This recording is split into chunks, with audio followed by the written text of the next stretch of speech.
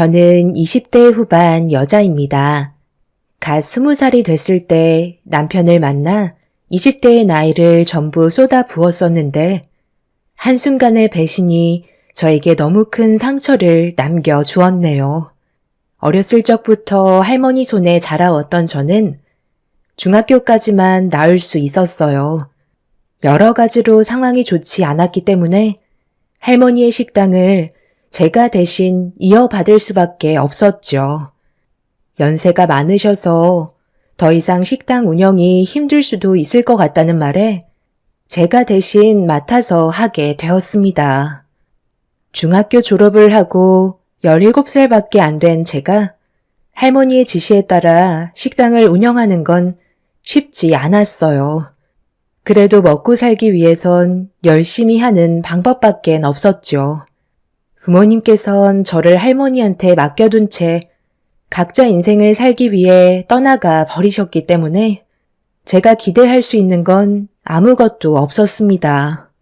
식당이 대학교 앞이라 대학생들이 점심시간만 되면 정말 많이 왔었는데 저희 할머니의 인심이 좋아서 인기가 많았던 것 같아요. 하지만 몸 상태가 많이 안 좋아지면서부터 식당 운영이 어려워질 것 같다고 하자 그동안 여러모로 도움을 받았었던 학생들이 할머니를 대신해 일을 도와줬었죠. 그렇게 많은 사람들의 도움 끝에 저는 성인이 되기까지 많은 것들을 배우게 되었고 저 혼자서도 운영할 수 있는 능력이 생길 수 있었죠. 그리고 할머니께선 제가 갓 20살이 되었을 때 건강 악화로 세상을 떠나게 되셨어요. 마지막으로 눈 감으시기 전까지 혼자가 되어버린 제가 걱정이 되셨는지 편하게 눈을 감지 못하셨어요. 그렇게 모든 걸 나 홀로 버티며 살아가고 있었지만 할머니가 옆에 있어줄 때와 다르게 더 이상 곁에 없다는 현실이 점점 피부에 와닿을 때부터 정신적으로 많이 힘들었던 것 같아요. 식당 운영에 대해 어려움을 느끼기 시작한 거죠. 같이 일할 수 있는 직원을 고용해도 되지만 어렸던 제가 나이 많은 사람한테 일을 시킨다는 건 쉽지 않을 것 같아 할머니와 함께 했을 때처럼 저 혼자 버티고 있었어요. 여러 가지로 생각이 많아 고민을 하고 있던 어느 날 점심시간 때 생각보다 많은 손님들이 와서 어려움을 겪고 있을 때 한 손님이 식사를 하다가 양파를 걷어 올리더니 서빙 일을 도와주기 시작했어요. 괜찮다고 몇 번이나 얘기했었지만 본인이 도와주고 싶어서 그런 거라며 제가 주방에서 음식 만드는 것만 집중할 수 있게 거들어 주었죠. 그때가 지금의 남편과의 처음 만남이었어요. 저보다 2살 많았던 그 사람의 적극적인 모습이 힘든 삶을 살아왔던 저에게 많은 도움이 되었는지 저는 처음으로 그 사람과 연인 사이로 발전하게 되었습니다. 그리고 저와 지금의 남편이 만남을 가지고 있다는 걸 알게 되면서 시모가 식당으로 직접 찾아오셨고 저희 둘은 이루어질 수 없는 사이라며 그만 만나길 원하셨습니다. 그 사람은 저와 평생 함께 하겠다며 시모가 헤어지라는 말에 강하게 거부를 했어요. 시모가 뜻대로 되지 않는다고 생각하셨는지 저에게 상처되는 말을 거침없이 내뱉으셨죠.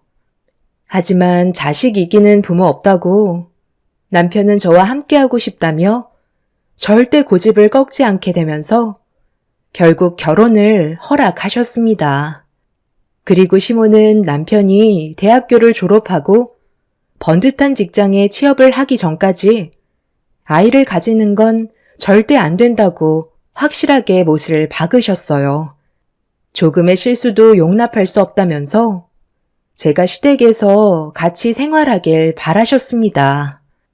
저도 아이 때문에 남편의 앞날에 문제가 생기는 건 원하지 않았고 시모의 마음 충분히 이해하고 있었기 때문에 어느 정도의 조건은 받아들여야만 했었죠.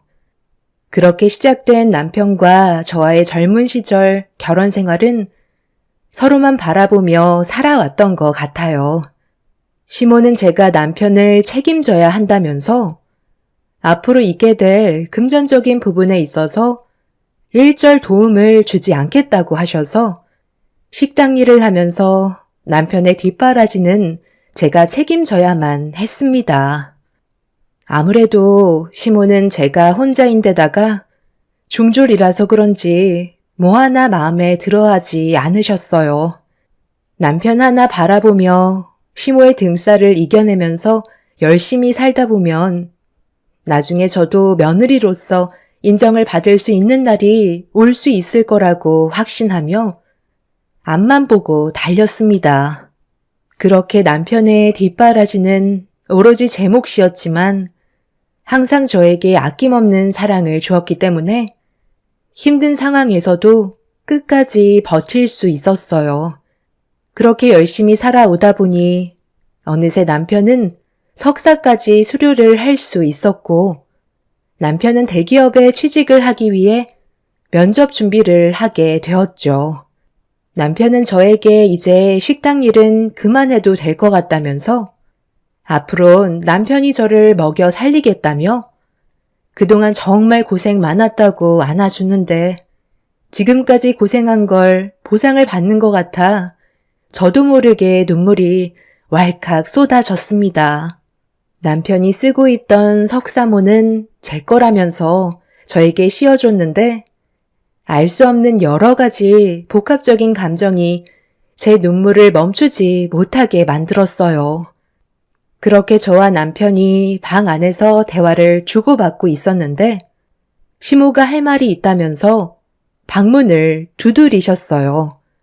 그렇게 저희 부부는 시모의 말을 듣기 위해 자리에 앉았는데 심각한 얼굴로 저와 남편을 바라보셨어요. 내 아들이 분가를 하겠다고 그러는데 너는 어떻게 생각하니? 그동안 네가 얼마나 고생을 했는지 모르는 거 아니다. 내가 말한 조건을 지금까지 묵묵히 잘 지켜준 것만도 대단하게 생각하고 있다. 하지만 분가는 아직 이른 것 같구나. 확실하게 자리를 잡을 때까지는 이 집에서 생활하는 게 좋을 것 같다.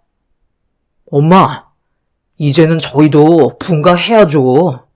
언제까지 엄마 밑에서 살 수는 없는 거잖아요.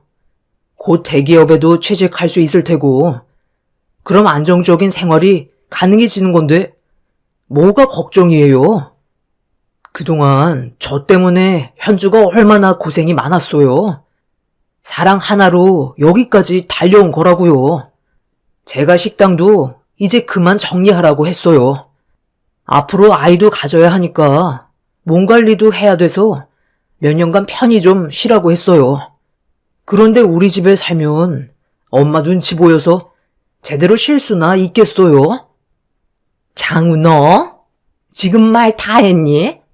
제가 나이가 몇인데 벌써부터 쉰다는 말이 나와. 아직 30대도 안 됐으면서 창창한 나이에 한 푼이라도 더 벌어야지. 분가는 절대 안 되고 식당 처분하는 일도 나는 허락해 줄 수 없으니까 내가 판단해서 모든 걸 결정하도록 하마. 그리고 우리가 얼굴 보며 살아온 지가 벌써 8년 정도 되지 않았니? 그럼 이제 적응할 때도 된 거 아니야? 서로 맞춰서 살아온 패턴이 있는데 한순간에 바꾸는 것도 어려운 부분들이 많을 거고 그리고 네가 아이를 가지면 혼자서 모든 걸 감당할 수 없잖아? 옆에서 도와줘야 되는데 본가하면 얼마나 일이 귀찮아지는 줄 아니? 지금 여기에서 사는 게 모든 걸 따져봤을 때 제일 좋은 방법이다. 그러니까 쓸데없는 생각하지 말고 각자 위치에서 맡은 일이나 열심히 하면서 살아라. 그리고 아기 가지는 건 내 아들이 대기업에 취업이 되고 회사에 어느 정도 적응이 됐을 시점에 가지는 게 좋을 것 같다. 내 말 무슨 뜻인지 알겠지? 오늘은 간만에 외식이나 하러 나가자. 시모는 저와 남편의 말은 조금도 들어주려 하지 않았어요. 결혼 초에는 시모의 말대로 살아왔었는데 그때나 지금이나 변한 건 조금도 없었죠. 시모는 항상 저에게 불만을 가지고 계셨어요. 자기 아들 홀려서 데리고 갔다며 남편의 뒷바라지를 제가 전부 다 짊어져야 한다면서 일절 도움을 주지 않으셨죠. 어쩌다가 금전적인 도움이 급하게 필요할 때를 제외하곤 모든 건 제가 벌어들이는 수익으로 전부 다 지원을 했었죠. 저에게는 남편이 첫사랑이었고 열심히만 하면 상황은 충분히 바뀔 수 있다고 생각했지만 남편이 석사 과정을 수료한 이후에도 달라지는 건 아무것도 없었습니다. 그렇게 시댁에서 시모와 함께 살아오면서 느낄 수 있었던 건 저는 시모와 가까운 사이가 될 수 없다는 걸 알게 되면서 하루빨리 분가를 하고 싶은 마음이 제 머릿속을 꽉 채우게 되었죠. 하지만 시모는 저와 남편을 절대 놓아주려 하지 않았습니다.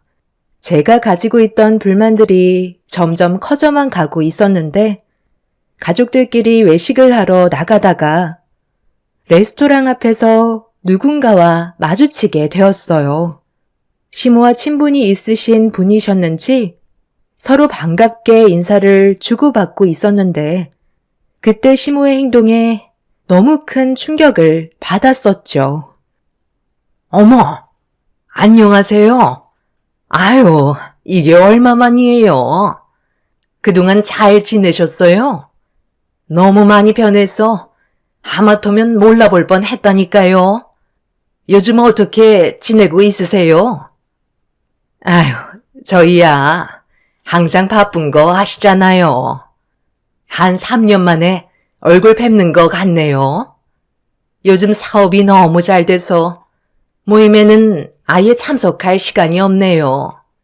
외식하러 나오셨어요? 아드님이 인물이 좋으니까 벌써 결혼까지 했나 보네. 제 딸은 아직 박사 과정을 밟고 있어서 아직 결혼은 하지 않았거든요.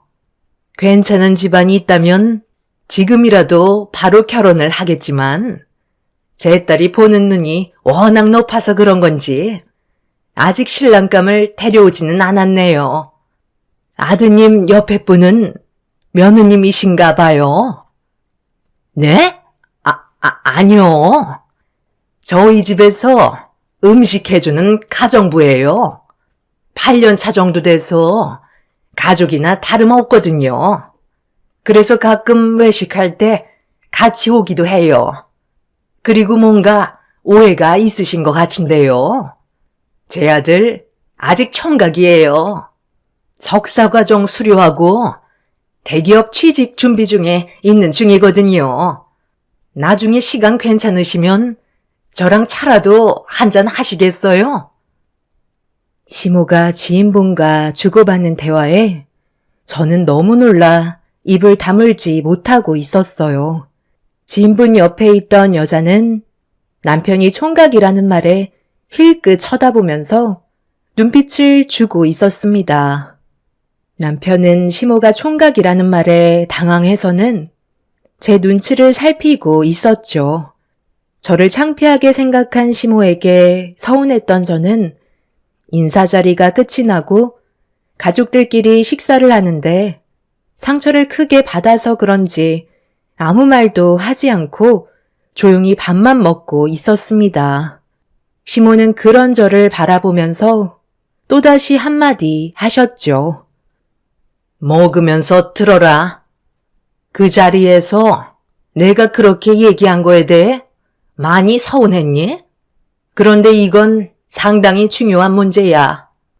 우리 집안 이미지에 얼마나 큰 영향을 주는 일인지 잘 생각해보면 내가 왜 그렇게 했는지 충분히 공감할 거다.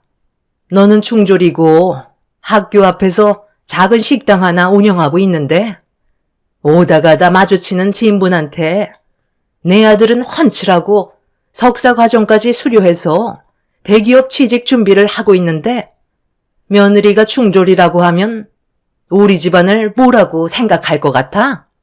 오합지졸 개판으로 알 테고. 그럼 그 소문이 순식간에 퍼지게 될 텐데 내가 그런 상황이 오는 걸 좋아하겠니? 미리 선수 쳐서 대충 마무리한 게 잘한 거라 이거야. 네가 서운하게 생각해도 어쩔 수 없다. 내 아들과 결혼을 했으면 이 정도는 당연히 감수해야 될 문제라고. 그러니까 앞으로 너는 우리와 함께 나오게 된다면 무조건 가정부 역할을 담당하면 되는 거야. 엄마, 무슨 말을 그렇게 하세요? 저희는 법적으로 부부인데 뭐하러 그런 거짓말을 하시냐고요? 남이 우리를 어떻게 보던 그게 뭐가 중요해요?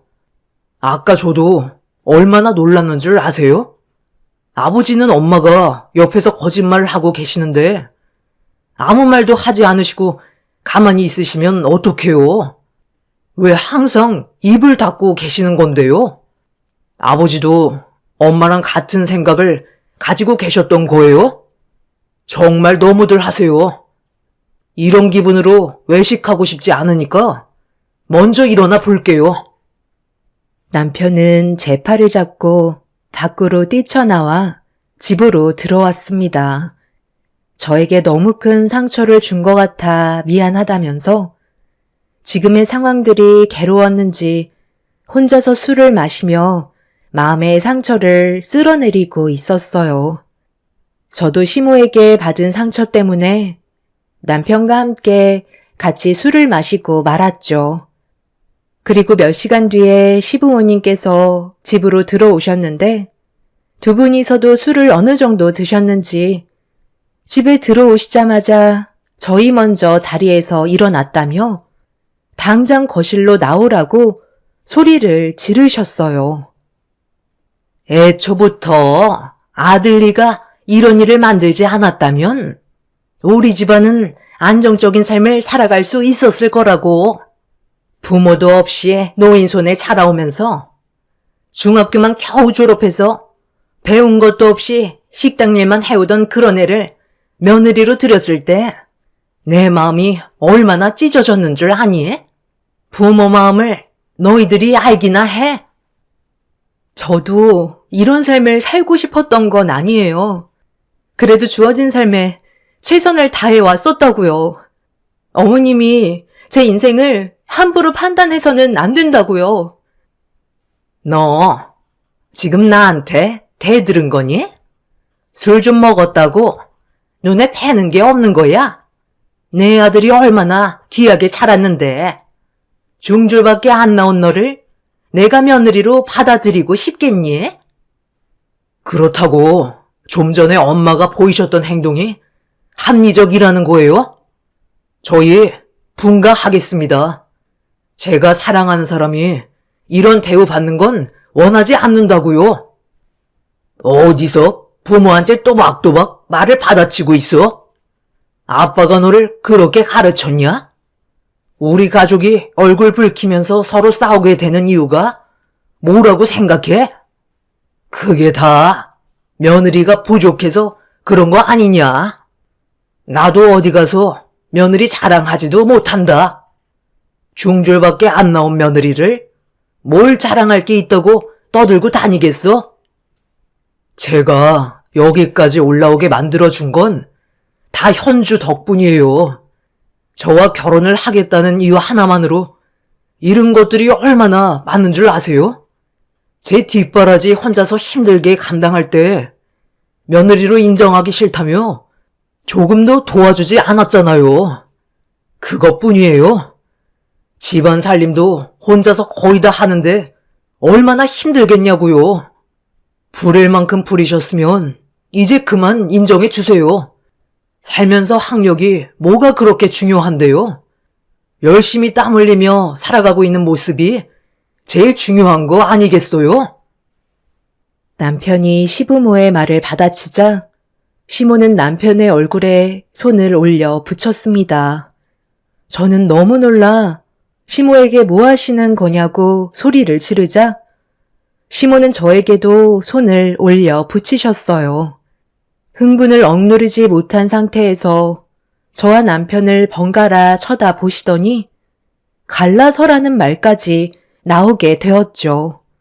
저만 없어도 시댁 집안은 평화와 행복만 가득할 거라면서 저보고 네 주제를 알고 평생 웃음이나 팔아가며 식당 운영하라고 온갖 막말을 퍼부으셨습니다.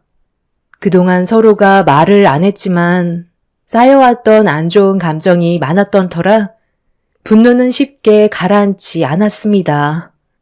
결국 저는 그날 시댁에서 뛰쳐나와 할머니께서 물려주신 식당에서 하염없이 눈물을 쏟아내고 말았어요. 시부모가 남편을 가로막아 저를 따라오지 못했지만 그 사이 많은 걸 생각할 시간을 가질 수 있었어요. 이런 식의 결혼 생활은 앞날이 좋아질 것 같지 않아 시댁을 등지고 살아가는 게 오히려 좋을 것 같다고 판단하게 되었죠. 더는 시모에게 휘둘리며 살고 싶지 않았어요. 그래서 다음날 남편이 식당에 찾아왔을 때 분가하자는 말을 꺼내게 되었습니다. 그런데 전날에 무슨 일이 있었던 건지 먼저 분가하자고 했던 남편이 한참 동안 머뭇거리더니 충격적인 말을 입 밖으로 꺼내게 되었어요. 우리가 함께 살아온 세월이 절대 짧지 않다는 거 잘 알아. 하지만 나는 부모님을 등지고 살 수는 없어. 당신은 이런 내 마음 잘 알지는 못할 거야. 부모의 품에서 자라오지 않았기 때문에 내 감정을 전부 다 이해할 수 없을 테지만 나는 당신도 놓치고 싶지 않고 부모님과 인연을 끊고 싶지도 않아. 어제 당신 혼자 우리 집에서 뛰쳐나갔을 때 앞으로 어떻게 살아야 할지 너무 막막하더라고. 열심히만 살다 보면 그동안 해결되지 않았던 것들이 하나둘 자연스럽게 풀어질 거라고 생각했는데 오히려 더 역효과만 불러오고 있잖아. 나는 이런 삶을 원했던 건 아니야. 그런데 계속 당신과 우리 부모님과의 관계가 무너지는 모습을 지켜봐야 한다면 나는 하나만 선택할 수 있을 것 같아. 나를 낳아주신 부모님과 함께 하겠소. 이게 내가 내린 결정이야. 정말 미안해. 그러니까 지금 당신은 나랑 여기까지만 그만 끝내자는 거야? 내가 그동안 누구 때문에 버티면서 살아왔었는데 어떻게 그런 말을 할 수가 있어? 내 입장에서 조금이라도 생각해 봤다면 그런 말은 절대 못하지. 여태까지 나는 당신을 사랑하는 이유 하나만으로 버티면서 살아왔고 내 모든 걸 바쳤는데 어떻게 헤어지자는 말을 할 수가 있는 건데? 나는 절대 이혼 못하니까 당신이 내 편이 되어줘.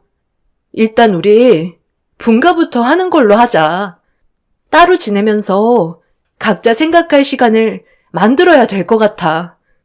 한 지붕 아래 같이 살다 보니까 마찰이 심해져서 이 지경까지 온 것 같은데 해결할 수 있는 방법은 분가밖에 없어.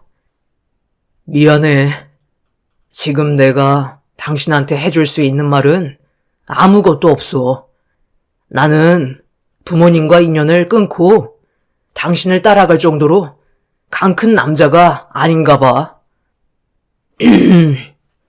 둘이 대화는 끝났니? 대충 무슨 말인지 알아들었지? 내 아들은 너를 선택한 게 아닌 키워준 부모를 선택한 거다.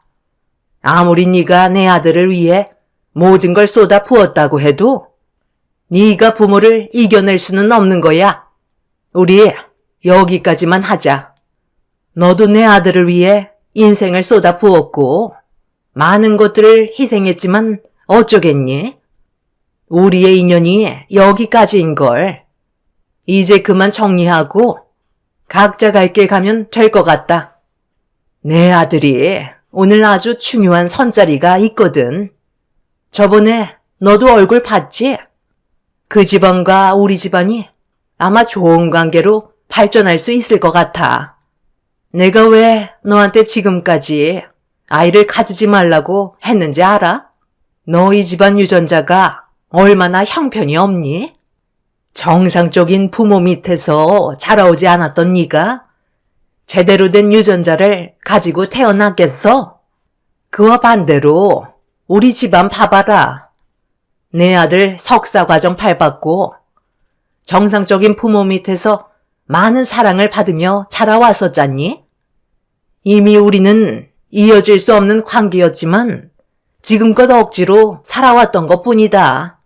그래서 이제 그만 제자리를 잡으려는 것뿐이야. 내 아들은 교수 집안과 선을 보게 될 테고 이세는 좋은 유전자로 얻을 계획이니까 이제 우리 집안과의 인연을 마무리 지어줬으면 좋겠다. 그럼 제 인생은요? 저는 이 사람 하나 보고 지금까지 버티며 살아왔었는데 제가 손해본 건 어떻게 보상해 주실 건데요? 저는 절대로 이혼하지 않을 거예요. 네가 좋아서 한 걸 왜 먼 데서 보상 타령을 하고 있는 거니? 너는 내 아들을 사랑한다는 이유 하나만으로 간이며 쓸개며 다 빼준 거 아니야? 내가 시킨 것도 아니고 혼자 자의적으로 나서서 한 걸 가지고 왜 나한테 손해난 부분에 대해 보상을 해달라는 건데? 지금까지 우리 집안 며느리로 살아온 것만도 감사하게 생각해야지. 너 같은 게 우리 집안 식구가 된다는 게 애초부터 말이 안 되는 거였다. 시간 끌어봤자 좋아질 거 하나 없으니까 최대한 빨리 이혼 절차 밟도록 하자. 전혀 상상하지 못했던 일이 눈앞에 펼쳐지고 말았죠. 남편 입에서 저와의 인연을 끝내겠다는 말이 나왔을 때 모든 게 무너져 내리는 기분이었습니다. 남편은 저를 사랑한다고는 했지만 부모와 인연을 끊어낼 만큼 저를 사랑한 건 아니었어요.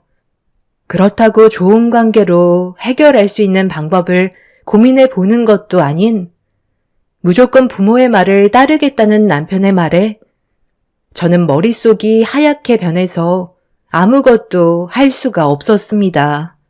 제 20대의 절반 이상을 남편한테 쏟아부었는데 남남이 된다는 건 저로선 너무 억울한 입장이었죠. 이혼을 강하게 거부했지만 결과는 달라지지 않을 거라며 시간만 끌어봤자 오히려 제가 더 큰 손해를 보게 된다고 하루빨리 정리해달라는 말을 끝으로 남편을 데리고 식당에서 나가셨어요. 그날 너무 큰 충격을 받았던 저는 식당 운영은 아예 생각조차 하지 못했고 식당 안에 마련되어 있는 작은 방에서 하루 종일 오열하며 눈물을 쏟아내었죠. 다른 사람도 아닌 남편이 저에게 이혼하자는 말을 했을 땐 세상 다 잃은 기분이었어요. 앞으로 어떻게 살아가야 할지 몰라 앞이 캄캄했고 눈앞에 놓인 현실을 받아들이고 싶지 않았습니다. 그날 이후 남편은 저와 이혼을 하기도 전에 시모가 시키는 대로 교수 집안 여자와 성까지 보는 충격적인 행동을 거침없이 보여주고 있었죠. 이건 정말 아닌 것 같아 남편과 따로 만나 진지하게 대화를 이어나갔어요. 꼭 이렇게까지 해야 되겠어? 좋게 풀어나갈 수 있는 방법도 있잖아. 나 아직까지 사랑하잖아. 우리 아직까지 법적으로 부부라고. 왜 이렇게까지 하는 건데?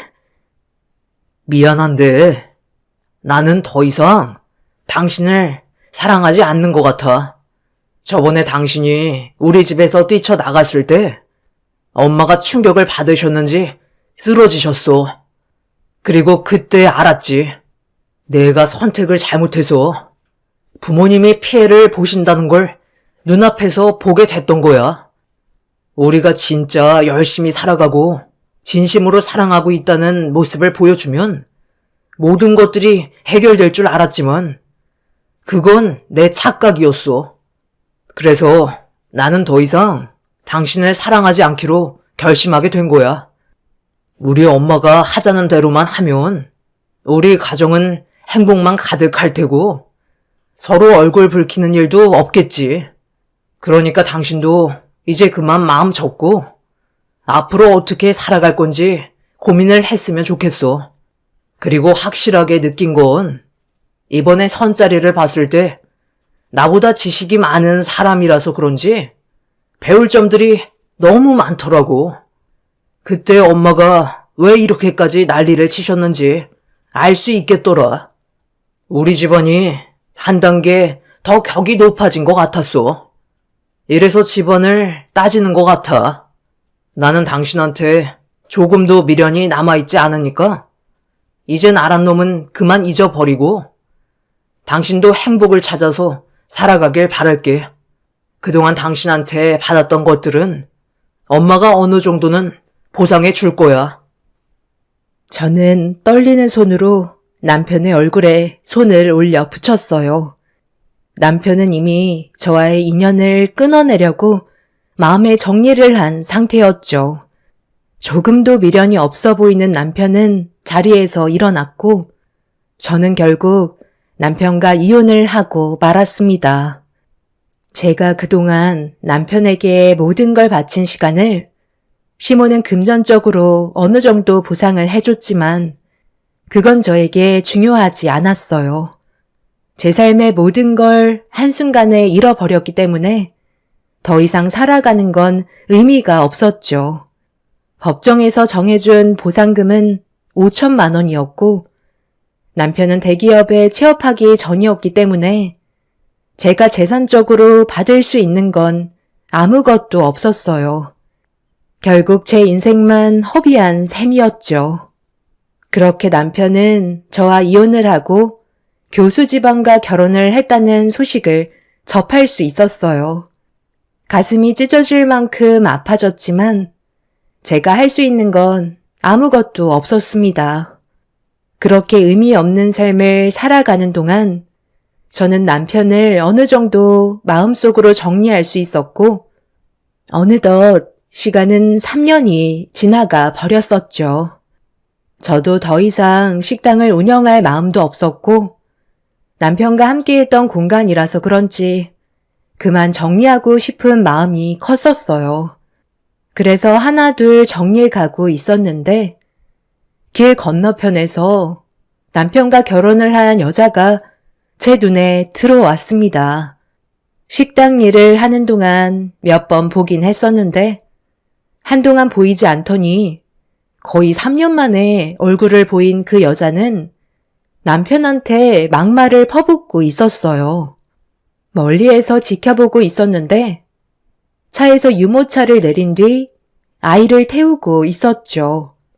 그런데 그 아이한테 문제가 좀 있어 보였습니다.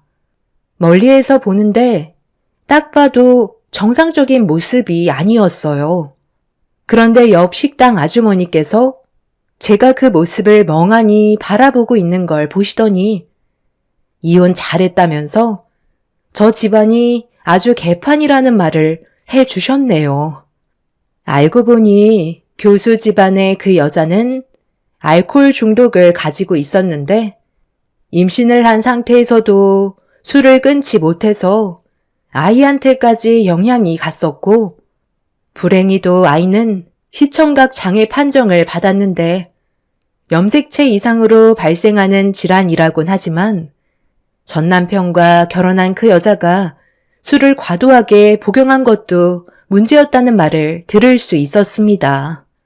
그리고 성격은 어찌나 더럽던지 남편을 쥐잡듯이 하는데 그런 모습을 보니 참 한심해 보였습니다. 교수 집안이라고 해서 잘난 줄 알았는데 그런 모습은 전혀 없었고 오히려 저보다 못한 인생을 살고 있는 것 같더라고요. 본인이 선택한 삶에 대해 후회를 하고 있는지 그 사람은 그 여자에게 이혼하자는 말을 꺼냈고 그 여자는 자기 인생 책임지라며 전 남편의 머리채를 잡곤 난리를 피웠죠. 둘이 동네 한복판에서 싸우게 되자 전시모가 옆에서 말리기 시작했지만 그 여자는 물불 가리지 않고 시모의 머리채까지 잡아버리는 거침없는 행동을 보였습니다. 전 남편은 시모에게 예전의 삶이 더 행복했던 것 같다면서 머리채를 잡힌 채 불만을 털어놓았고 시모 또한 자신도 잘못 생각한 것 같다며 교수 집안만 보고 판단했던 자신의 행동에 대해 후회를 하고 있었습니다. 그 와중에 그 여자는 남편을 총각이라고 속여 결혼시킨 사기범들이라면서 남편의 뺨까지 올려치더군요. 그 모습을 지켜보던 저는 그 사람들이 참 미련해 보였습니다. 시모의 말에 따라 선택한 삶이 장애가 있는 아이를 키워야 되고 아내에게 머리채나 뜯기면서 생활해야 되는 인생이 너무 한심해 보였죠. 그 모습을 보니 제 인생이 훨씬 더 좋아 보였어요. 앞으로 살아가는데 후회가 아닌 앞으로의 미래를 위해 열심히 살아가기로 결심하게 되었습니다. 저를 내친 그 집안 사람들은 분명 무너질 테고 저보다 더 못한 인생을 경험하게 될 거라고 확신합니다. 저는 현재 식당을 정리하고 다른 지역에서 새로운 삶을 시작하려고 준비 중이에요. 아직 젊은 나이기 때문에 열심히 살다 보면 또 다른 행복이 저에게 다가와 줄 거라 믿고 있습니다.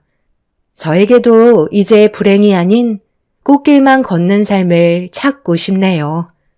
과거의 일들은 인생 경험했다 생각하고 앞만 보며 달려가려고요. 제 사연 들어주신 분들 감사합니다. 안녕하세요. 4살 아이를 키우고 있는 싱글맘이랍니다. 지금은 친정에서 생활을 하고 있는데 사실 저희 부모님은 부부의 이혼에 대해서 호의적인 편은 아니었어요. 아이가 건강하게 자라기 위해서는 부모가 모두 있는 가정이 우선이라고 생각하셨죠. 그렇지만 제가 이혼을 하고 나서는 그 생각이 완전히 바뀌셨는데요. 이렇게 바뀌게 된 계기를 여러분들에게 알려드리려고요. 신혼 때 전 남편은 무척이나 부지런한 사람이었는데 퇴근하고 나서 집안일도 척척 알아서 잘했고 일도 열심히 하는 사람이었죠. 그런 남편과 결혼을 한 게 전 축복이라 생각을 했었지만 처음엔 전 바로 임신을 할 계획이 없었어요. 아직 연차가 높은 편도 아니었고 좀 더 일을 하고 싶었기 때문이었어요. 그런데 남편과 시댁에서 적극적으로 임신을 지원하겠다고 나섰어요. 여보, 나는 아직 더 일을 하고 싶어. 사실 임신을 하는 건 문제도 아니고 회사에서 출산 육아휴직도 잘 되어 있는 건 맞지만 아이가 태어나고 나서 돌보는 게 문제잖아. 당신이나 나나 평소에도 야근도 많고 바쁜데 우리 둘이서 어떻게 아이를 돌볼 수 있겠어. 그렇다고 육아휴직 끝나고 이제야 돌진한 아이를 어린이집 맡기는 게 쉬운 것도 아니고 좀 더 연차 쌓이고 나면 경력도 있을 거고 프리랜서로 일도 할 수 있을지 모르니까 그때 되면 계획하는 게 나을 것 같아. 지금은 조금 이르고 한 3, 4년 뒤에 임신 계획하는 게 어때? 당신 마음 이해해. 나도 일에 대해서는 욕심도 있고 더 잘하고 싶은 생각도 있으니까. 당신은 지금 하는 일 정말 좋아하잖아. 더 열심히 하고 싶다는 거 나도 충분히 이해하는데 솔직히 그때 돼서 우리 몸 상태가 어떨지도 모르는 거고 지금도 우리가 30대 중반인데 더 나이가 들어서 임신 준비하다 보면 많이 힘들지 않을까 생각도 들거든. 우리가 지금 당장 임신을 시도한다고 해서 바로 될지도 모르는 거니까. 그런가? 하긴 주변에서도 임신이 잘 안 돼서 고민하는 사람들 많긴 하니까. 그런데 막상 시도했다가 바로 되면 어떡해.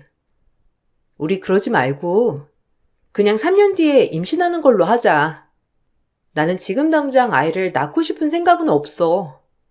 당신도 결혼할 때 아이 생각은 없다고 했잖아. 아이를 가지면 좋지만 아이가 생기지 않아도 상관없다고 했었으니까 너무 서두르지 말고 우리가 자리를 더 잡으면 생각을 해보자. 나도 처음에는 아이를 가질 생각은 없었는데, 당신이랑 이렇게 살다 보니까 당신 닮은 자식 한 명은 있었으면 좋겠다 생각이 들더라고. 어른들 말 하나 틀린 게 없다니까. 막상 결혼하면 자식을 낳고 싶어지나 봐. 당신 생각이 그렇다면 어쩔 수 없지만 너무 단정 짓지 말고 우리 좀 여유롭게 생각을 해보자. 나는 지금 아이를 낳아도 괜찮을 것 같아. 결혼 전과는 다르게 남편은 갑작스럽게 아이를 빨리 갖자고 했고, 전 너무나 당황스러웠어요. 거기다가 시댁에서도 매번 저를 볼 때마다 빨리 아이를 가지라며 말을 하시곤 했죠. 저도 물론 아이를 갖고 싶었지만 여러 가지 여건상 바로 갖는 건 힘들다 생각이 들었고 제 의견을 전달하기도 했어요.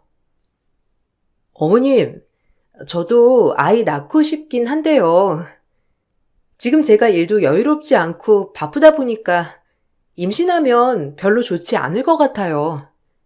그래도 제 직업이 연차 쌓이고 경력 쌓이면 이직도 잘 되고 프리랜서로 일도 할 수 있으니까 지금 당장은 힘들어도 3년 정도 있다가 임신하면 될 것 같아요.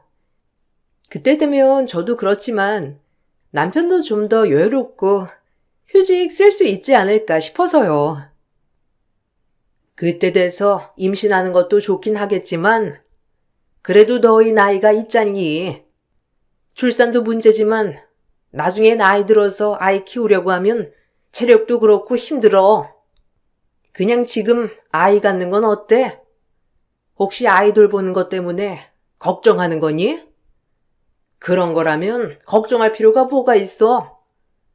내가 다 알아서 손주 돌봐줄게. 그 정도야 내가 못하겠어? 어머님께서요? 아휴, 아니에요. 어머님, 아이 돌보는 거 쉽지 않은데 그러시지 않으셔도 돼요. 저희 힘으로 아이 돌볼 수 있을 때 그때 갖는 게 맞는 것 같아요. 저도 많이 고민을 해봤는데 주변에도 물어보니까 할머니, 할아버지가 손주 돌보면서 몸도 많이 약해지시고 그런 경우가 많다더라고요.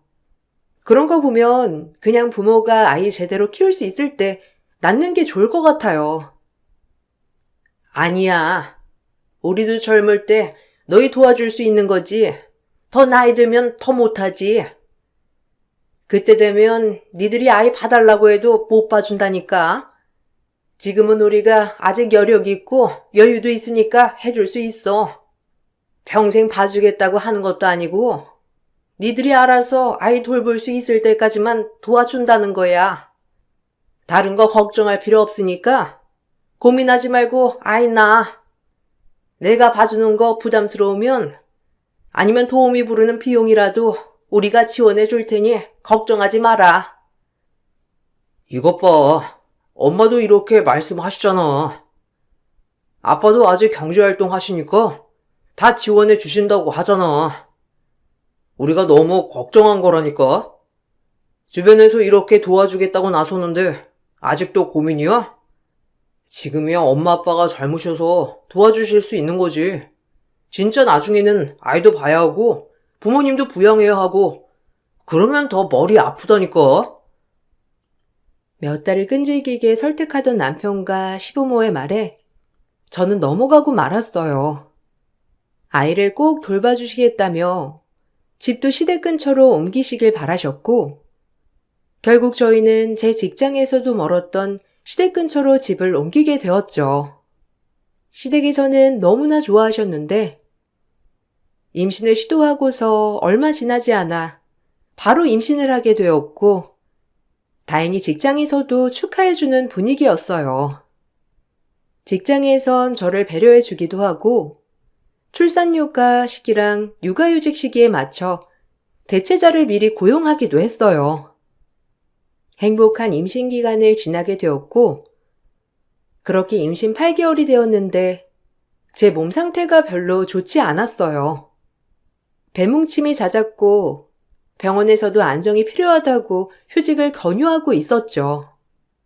회사 측에서도 제 상황을 배려해 주셨는데 문제는 남편과 시댁의 반대였어요. 어머님, 저 이번 달 말까지만 일하고 휴직계 내려고요. 지금 배뭉침도 너무 심하고 병원에서도 이왕이면 다 채워서 낳는 게 낫다고 하셔서 휴직하고 출산 준비해야 할 것 같아요. 그렇게 되면 복직이 좀 빨라질 수도 있을 것 같아요. 직장에서는 그냥 아이 낳고서 1년 정도 쉬어도 괜찮다곤 했는데 출산 휴가를 좀 일찍 쓰는 거다 보니 저도 복직을 좀 일찍 해야 할 듯 해서요. 왜? 굳이 그런 생각을 하니? 회사에서도 네 사정 다 봐줬다며? 그냥 주는 대로 받으면 되지. 왜 일찍 복직을 한다고 그래? 그리고 원래 막달 다가오면 배도 붕치고 하는 거야. 막상 그래도 아이는 태어날 때 되어서야 태어나는 건데 지금부터 굳이 휴직을 할 필요가 있어? 네가 그렇게 눈치 보이면 그냥 막달까지 꾹 참았다가 그때 쓰면 되는 거 아니니? 그게 저도 몸이 좀 힘들어서요. 병원에서 그렇게 말할 정도면 저도 힘들 거라고 하니까 좀 쉬고 싶은 마음도 있고요. 아이 낳고 나면 아무래도 제대로 쉬지 못할 것 같아서 일찍 휴직해야 할 것 같아요. 예.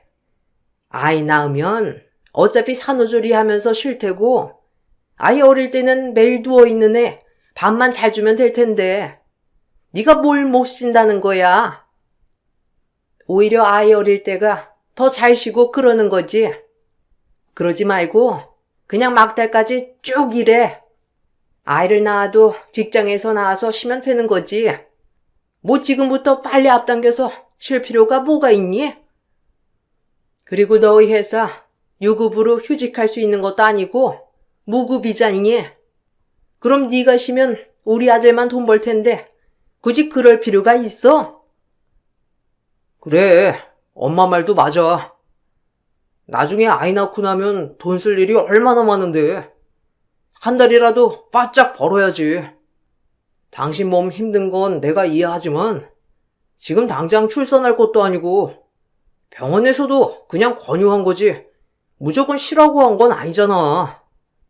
내가 보기에는 당신 막달까지 꽉 채워서 아이 낳을 것 같아. 그러니까 걱정하지 말고 그냥 다음 달까지는 어떻게든 일하는 게 낫겠어. 시모와 남편은 막달까지 꾹 참아야 한다고 말했는데 그때 당시는 서운한 마음도 있었지만 당장 출산을 하게 될 것도 아니었고 아직 출산일까지 남았으니 내가 너무 섣부르게 생각한 건가 싶었죠. 그런데 아이는 8개월이 돼서 일찍 나오고 말았고 다행히 별다른 문제 없이 태어나서 망정이었지 병원에서는 쉬라고 한 말은 왜 듣지 않았냐면서 혼을 내시기도 했죠.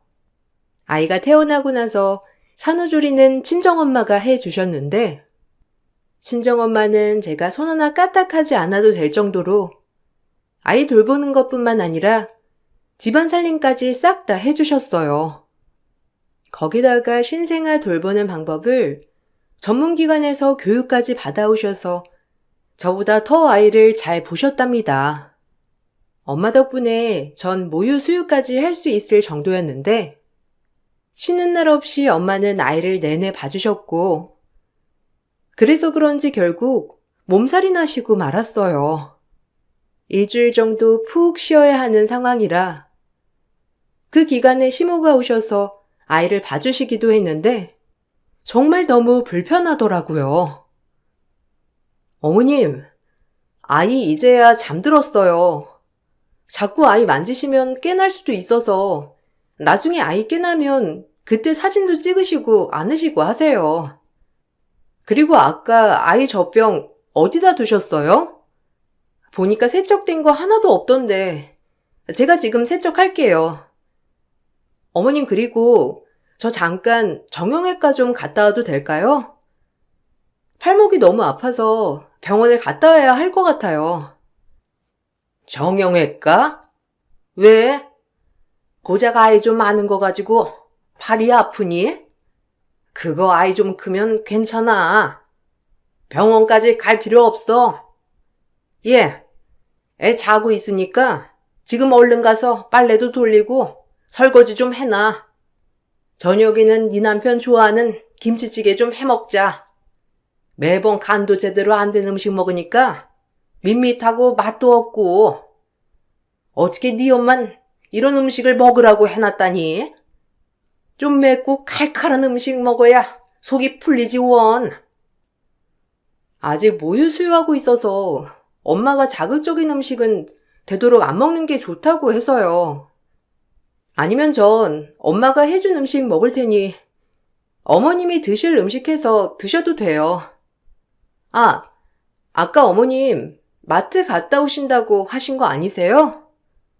지금 아이 자고 있으니까 아니면 지금 다녀오세요. 한두 시간은 아이도 푹 잘 것 같아요. 아니면 볼일 보시고 오셔도 되고요.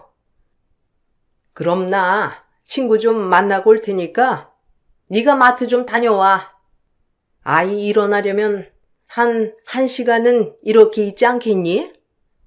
간 김에 이것저것 장 좀 제대로 보고 오고. 오늘은 네 남편이랑 술 한잔 해야 되겠네. 너도 이제 출산한 지 한 달 다 돼가는 거 아니니? 산후조리는 이 정도면 충분하지. 더해서 뭐 할 거야? 집안일도 이젠 네가 좀 하고 남편 시키지 말거라. 시모는 출산한 지 한 달도 되지 않은 저에게 집안일부터 아이 보는 것까지 모두 시키셨죠. 제 산후조리를 도와주겠다고 오셨지만 정작 오셔서는 밥상도 제가 차린 밥으로 드시고 잘 자고 있는 아이 억지로 깨워서 사진만 찍으시고 다시 재우는 건 저에게 맡기셨어요. 거기다가 남편은 시모가 와서 그런지 퇴근 후에 아이도 한번 돌보지 않았고 집안일도 하나도 하지 않은 채 매일 시모랑 술이나 마시면서 일찍 잠에 들더라고요. 정 그런 모습을 보면서 우울증이 생겼어요. 일주일 후 엄마가 다시 오셨고 제 상태를 보시고선 엄마는 너무 마음 아파하셨는데 다행히 엄마가 오시고 나서는 저도 푹 쉬면서 회복할 수 있었죠. 그나마 시모가 오기 전엔 엄마 눈치를 보면서 아이를 조금이라도 봤던 남편은 시모가 오신 후부터는 대놓고 아무런 일도 하지 않았어요. 뭐라고 하고 싶었지만 엄마가 극구 말리시는 바람에 다툴 수도 없었고 그렇게 아이가 돌이 될 때까지 엄마는 저희 집을 왔다 갔다 하시면서 아이도 봐주시고 살림도 해주셨어요. 그런데 복직을 준비하던 와중에 시댁에서 황당한 얘기를 꺼내시더라고요. 저 다음 달에 복직하려고요. 회사에서도 일정 조율한다고 연락이 와가지고 답변을 해야 할 것 같아요. 그래도 아직 아이가 어려서 출근 시간은 조정을 해주신다고 하셨어요. 어린이집은 내년쯤 보내는 게 낫지 않을까 싶어서요. 어머님이 1년 동안만 아이 좀 봐주시면 정말 감사할 것 같아요. 나중에 어린이집 보내고 나면 아이 등하원만 부탁드려요. 지금 무슨 소리를 하는 거야? 내가 왜 네 아이를 보니? 니들인데 왜 내가 봐야 하는 건데? 어머, 너 너무 당연하게 나한테 부탁하는 거 아니니? 내 주변에도 보니까 며느리가 당당하게 찾아와서 아이 맡긴다고 하더니만 딱 네가 그러고 있네. 어떻게 대책도 마련 안 하고 바로 다음 달에 복직한다고 하는 거야? 난 못 봐줘. 그리고 애는 엄마가 봐야지 왜 갑자기 복직을 한다고 그래? 네? 어머님, 저 임신하기 전에 아이 봐주신다고. 저 복직할 때 아이 어린이집 가기 전까지 봐주신다고 하셨잖아요. 아이 낳고 나서도 복직 언제쯤 할 거다 어머님께 말씀도 드렸는데 갑자기 이렇게 못 봐주신다고 하시면 어떻게 해요? 그럼 제가 바로 어린이집 들어갈 수 있는 곳 알아볼 테니까 입소하기 전까지만 부탁드릴게요. 복직하기로 한 거 갑자기 이렇게 취소할 수는 없어서요. 그 어린애를 어떻게 어린이집에 보내? 너 지금 제정신이니? 네가 아직 모성애가 없어서 그런 거지? 애를 어떻게 어린이집에 보내니? 가서 뭘 한다고? 그러지 말고 일을 그만둬. 어차피 너 일한 경력도 있고 하니까 나중에 애 키우고 직장 다시 다닐 수 있는 거 아니야? 고민할 필요가 뭐가 있어? 애도 엄마가 보는 게 성격에도 더 좋아. 시모는 갑작스러운 태도가 바뀌니 전 너무나 당황스러웠어요. 전혀 예상하지 못한 일이었고 그동안 남편에게 복직 얘기를 수없이 많이 했음에도 불구하고 아무런 말도 듣지 못했었거든요. 남편과도 엄청나게 다퉜습니다. 차라리 몇 개월 전에 못 봐준다고 하셨다면 복직을 취소하거나 사정을 말했을 텐데 한 달을 앞두고 갑작스럽게 안 된다고 하시니 너무 당황스러웠어요. 당신 어머님이 아이 못 봐주신다고 하신 거 알고 있었어? 내가 몇 달 전에 당신한테 복직한다고 말했잖아. 그때도 당신 별다른 말 안 하더니 갑자기 이렇게 하시면 어떡해? 임신하기 전에도 아이만 낳으면 다 봐주신다고 하셨잖아. 물론 그 말을 다 믿었던 건 아니지만 내가 여러 번 말했을 때도 아무런 말씀도 안 하시더니 이렇게 하면 어떻게 하자는 거야? 당신이라도 다시 말해보면 안 돼? 여보, 당연히 아이는 부모가 책임지고 봐야지.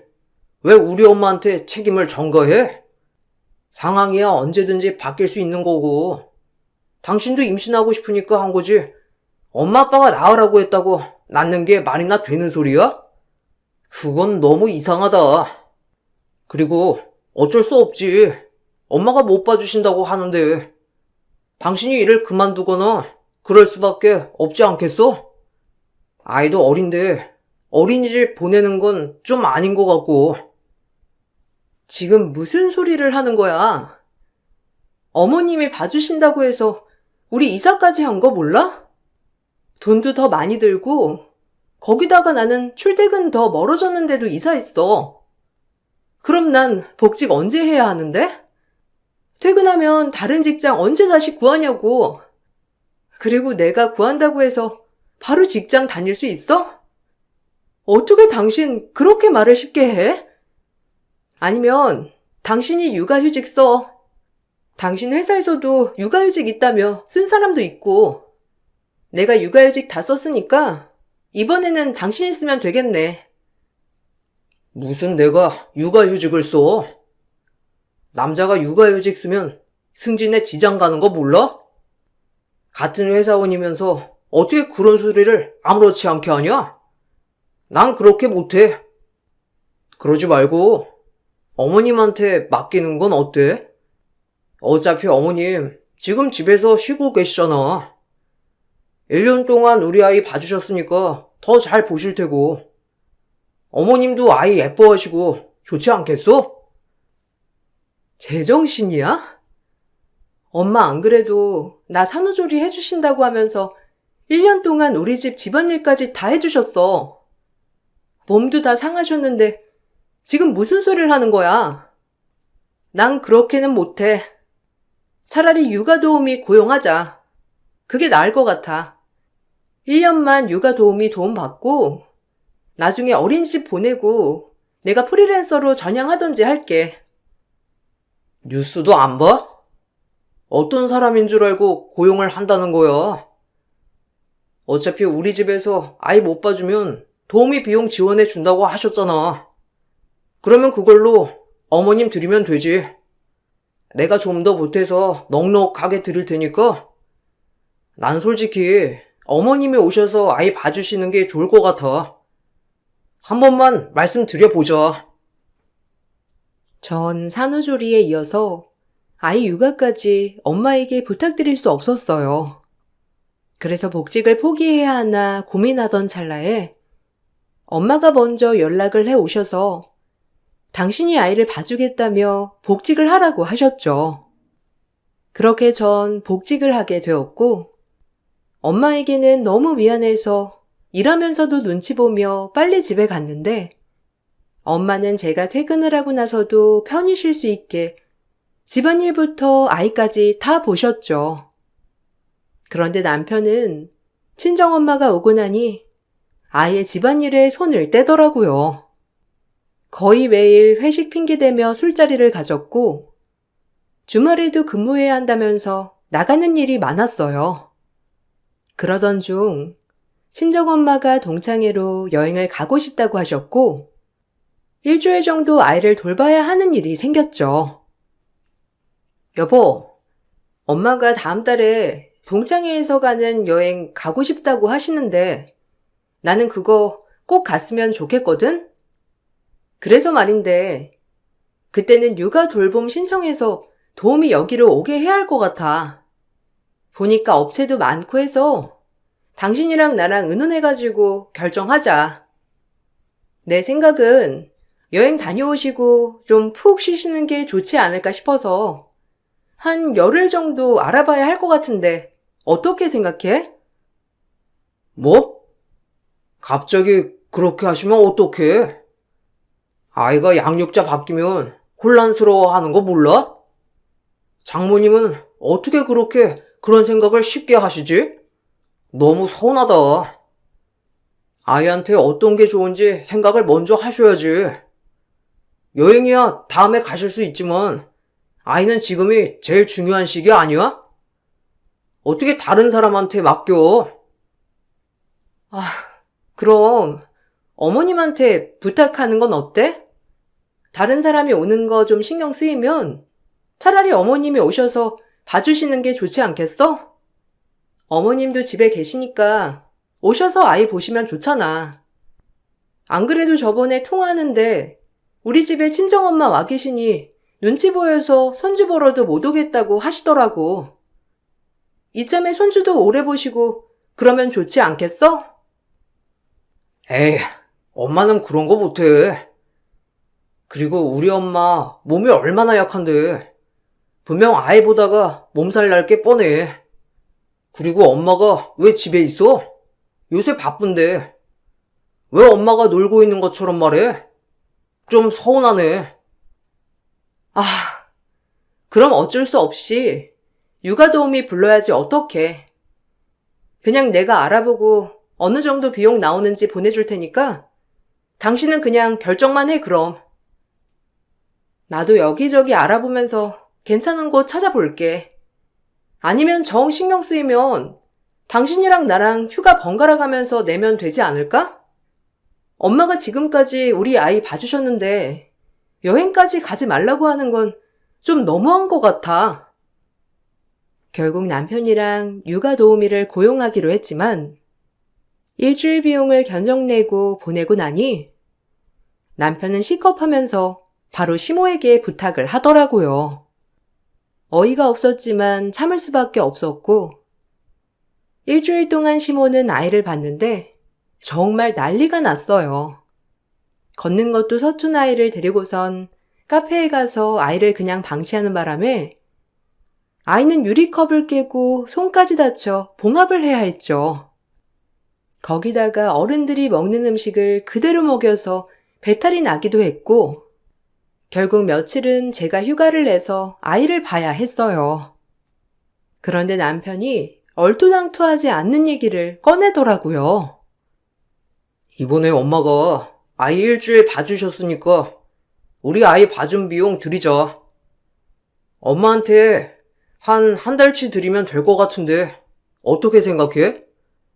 솔직히 우리 아이가 좀 유난이기도 했고 엄마가 엄청 힘드셨대. 원래 밖에 나가서 친구도 보시고 돌아다니셔야 하는데 아이 때문에 붙잡혀 있었잖아. 내가 생각하기에는 이 정도는 드려야 할 것 같은데. 그래? 뭐 어머님이 아이 보셨으니까 드리는 건 좋은데, 그럼 우리 엄마한테는 그것보다 더 드리고 있는 거지? 당신 말대로 유난히 나이, 엄마가 지금 매일 보고 계시잖아. 솔직히 말해서 나도 출근하니까 고작 저녁에 잠깐 보고, 당신은 평일이고 주말이고 아이 제대로 본 적도 없는데, 그럼 우리 엄마한테는 더 드려야 하는 게 맞지 않아? 그게 무슨 소리야? 내가 장모님 여기 오셔서 아이 보는 거 불편해도 다 감수하고 있는데 그건 생각 안 해? 그런 거 생각하면 더 주는 건 아니지. 그리고 아이는 장모님이 이렇게 만든 거나 마찬가지인데 엄마가 고생하면 더 고생했지. 와, 진짜 어이가 없네. 지금 아이 아파서 병원비 얼마나 들었는지 알기나 해? 당연히 지금 시기는 아이가 밖에 나가면 아무거나 만질 수도 있는 거고, 그럼 더 조심해서 보셨어야지. 근데 어머님, 아이 그냥 아무렇게나 뛰어놀게 놔두셨다며. 그거에 대해서는 당신 뭐라고 말이라도 했어? 그걸 왜 말해? 솔직히 우리가 아이 못 보니까 엄마가 와서 봐주신 거잖아. 애초에 장모님이 여행 안 가셨으면 그런 일도 없을 거고, 봐준 것만으로도 감사한 거 아니야? 도우미 비용으로 나갈 거 엄청 절약했는데 왜 엄마한테 화를 내야 하는 건데? 남편의 태도에 엄청 화가 났고 한계치에 도달할 정도로 꾹 참았죠. 여행 간 엄마가 돌아오시고 나서 엄마는 쉬지도 않으시고 바로 아이를 보러 오셨어요. 아이가 다치고 아팠다는 얘기를 들으시고는 쉬지 않으시겠다며 바로 오신 거라 그런 엄마에게 너무나 미안한 마음이 들었죠. 그런데 바로 사건이 발생했는데 남편이 어느 날 경호골을 한 박스 사왔더라고요. 저는 그게 당연히 엄마 드시라고 준비한 건 줄 알았고 엄마도 내심 기쁘셨는지 오랜만에 집에 있는 사이에게 살뜰하게 챙겨주셨죠. 집안 정리를 다 마치고 나서 엄마는 사이에게 슬쩍 말을 꺼내셨어요. 아이고, 요즘 안 그래도 기력이 딸리더니만 이런 것까지 다 사오고 역시 사이가 사이네. 이건 어디서 이렇게 많이 샀어? 사려면 꽤 돈도 많이 줬겠네. 주변에서 물어보니까 기운 없을 때는 경옥고 하나 먹으면 좋다고 하더라고. 경옥고 내가 하나를 먹어도 되는 거지? 네? 어머니, 그거 단가 비싼 거예요. 이해하시죠? 이거 어머님 드시려고 한 건 아닌데. 어머님, 오해하셨구나. 아휴, 이거 저 거래처랑 저희 엄마한테 드리려고 산 거예요. 퀄리티 좋아 보이죠? 이게 얼마나 비싼 줄 아시니까 다행이다. 요새 엄마가 기력이 없다고 하시더라고요. 물어보니 경옥고가 엄청 좋다고 해서 드리려고요. 저희 엄마가 좋아하시겠죠? 저도 하나 먹으려고 여유롭게 사왔어요. 아, 그런가? 나는 또 나 먹으라고 사온 줄 알았지. 에이, 그래도 이서방, 내가 하나쯤은 먹어도 되지 않겠어? 이서방 먹을 여유분해서 딱 하나만 내가 먹어볼게. 에이, 그러면 안 되죠. 어머님, 요즘 기력이 없으세요? 그러면 오늘 저녁은 삼계탕 어떠세요? 제가 나가서 재료는 사올게요. 어머님 저번에 보니까 닭 요리 좋아하시는 것 같은데 삼계탕은 금방 뚝딱 하시지 않으세요? 저는 누룽지 있는 거 좋아해서 누룽지 삼계탕으로 부탁드려요. 엄마는 남편이 하는 말을 듣고 충격을 받고 뒤돌아섰고 전 남편 말에 경악할 수밖에 없었어요. 분위기는 한순간에 냉랭해졌고 눈치가 없는 건지 모르는 척하는 건지 남편은 아무렇지 않게 있다가 저녁 약속이 있다면서 나가버리더라고요. 다음날 전 열흘 출장을 가야 해서 아침 일찍 집을 나섰는데 남편이 갑자기 전화를 하더라고요. 여보, 어머님, 왜 전화 안 받으셔? 아직 오시지도 않았어. 전화도 안 받으시고, 갑자기 이러시면 어떡해? 나 지금 바로 출근해야 하는데, 당신이 좀 전화해봐. 출근 늦으면 오늘 큰일 난단 말이야. 다른 것도 아니고, 아침에 이렇게 늦게 오시면 어쩌자는 거야? 어제 엄마가 기력 딸린다고 경옥고 주라고 한 거 듣지 않았어? 엄마가 진짜 몸이 안 좋으셨어. 그래서 감기 몸살에 열이 엄청 나가지고 못 가셔. 아빠 말로는 링거 맞으러 응급실에 계시는데 입원해야 하실 것 같으시대. 못 가시니까 어머님한테라도 한번 부탁해봐. 갑자기 그렇게 하시면 어떡해? 엄마한테 갑자기 오라고 하면 싫어할 것 같은데. 그냥 당신이 출장 끝내고 지금 오면 안 되는 거야? 갑자기 맡길 것도 없고, 나도 당장 나가야 한단 말이야. 아니면 장인어른이라도 오시라고 하면 안 되겠지? 그래? 그럼 내가 3일 있다가 갈 테니까 그동안 당신이 휴가 내서 있으면 되겠네. 어머님한테는 지금 전화해서 오전에만 봐달라고 해. 당신 어차피 반차 낼 수 있는 거 아니야? 내일부터 휴가 내면 되지. 나한테도 급할 때 휴가 쓰려고 안 쓰고 있다면서. 저번에 우리 집 있을 때도 못 쉰다고 했잖아. 그 휴가 지금 쓰면 되겠네. 얼른 회사에도 전화해봐. 당신도 받아준다고 했잖아.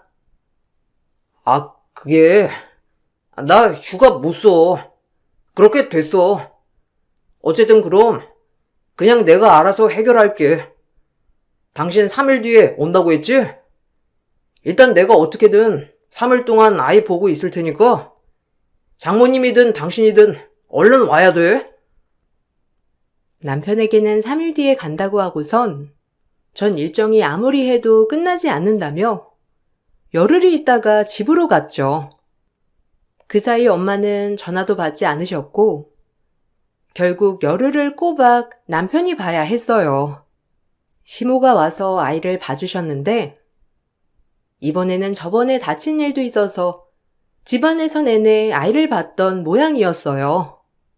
그래서 답답하셨는지 그 스트레스를 남편에게 고스란히 풀었던 것 같아요. 들어보니 퇴근 시간이 다가오면 시모가 닥달하면서 전화를 하셨고 남편은 오자마자 아이를 건네받아 육아를 해야 했는데 아이를 재우고 나서는 낮 동안 쌓인 집안일을 해야 했대요. 시모가 말 그대로 아이만 보고 갔기 때문이었죠. 열흘 후에 집에 가보니 남편은 초췌한 꼴이었고 집안은 엉망진창이었습니다. 여보, 내가 해보니까 장모님이 얼마나 힘드셨는지 알 것 같아. 내가 전화 여러 번 해봤는데 아직 장모님 많이 아프신가? 전화도 안 받으시고 문자도 답장을 안 하시네. 당신이 한번 연락해봐. 내가 찾아가 보려고 했는데 도저히 아이 데리고 갈 여력이 없더라고. 엄마도 오셔서는 집안일 하나도 안 하고 먹었던 거 치워주시지도 않고. 나 열흘 동안 진짜 너무 힘들었어. 이제야 알았어? 그동안 1년을 엄마가 우리 아이 봐주셨는데 이제야 알았다니 참 어이가 없네. 근데 당신 엄마한테 그 고생한 비용 드리긴 했어? 내가 물어보니 엄마 돈 한 푼도 못 받았다고 하시던데 왜 돈 드리고 있다고 한 거야? 거기다가 당신 휴가를 왜 못 쓰지?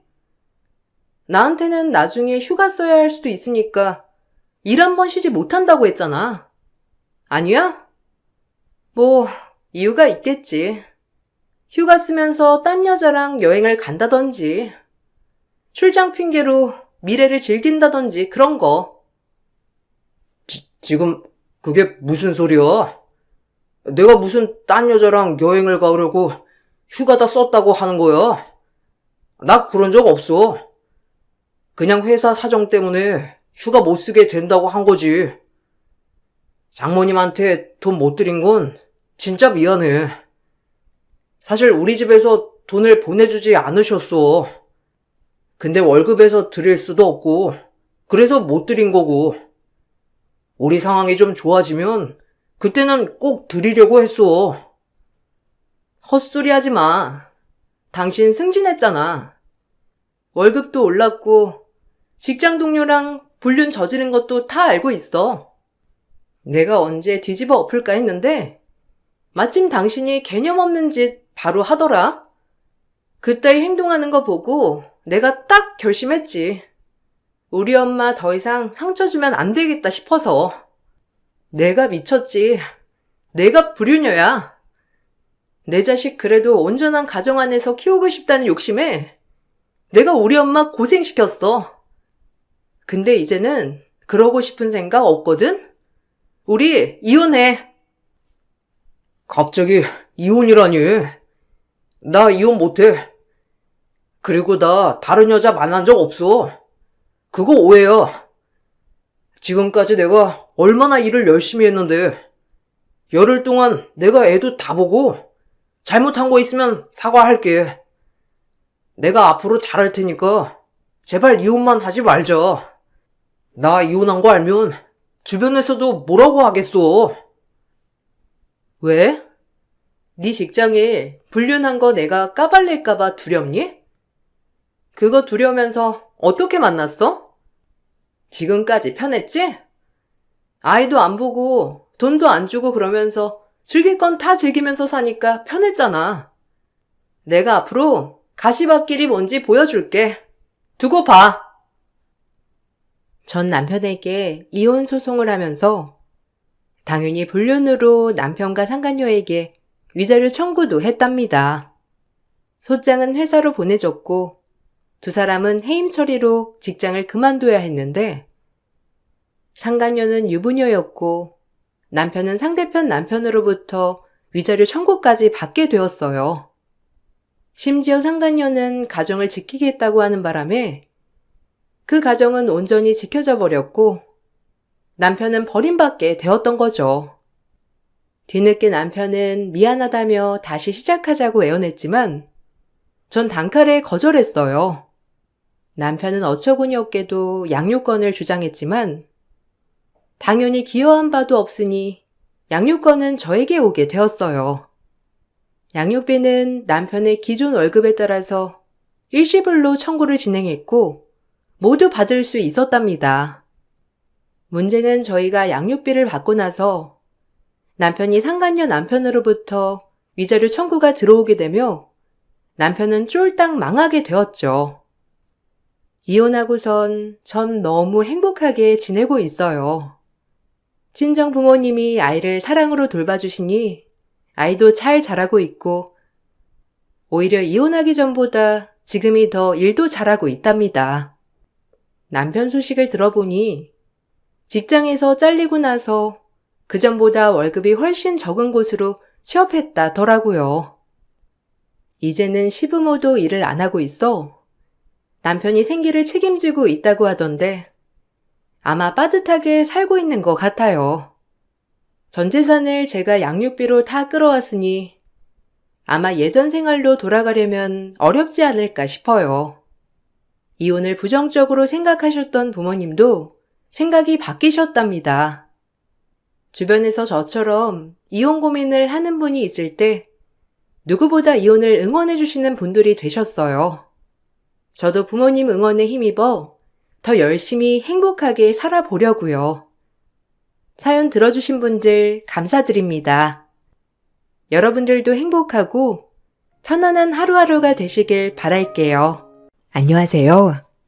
저는 미술 입시학원을 운영하고 있는 30대 중반 여자입니다. 내 인생에서 어떻게 이런 일이 있을 수 있지? 내가 파혼을 하다니.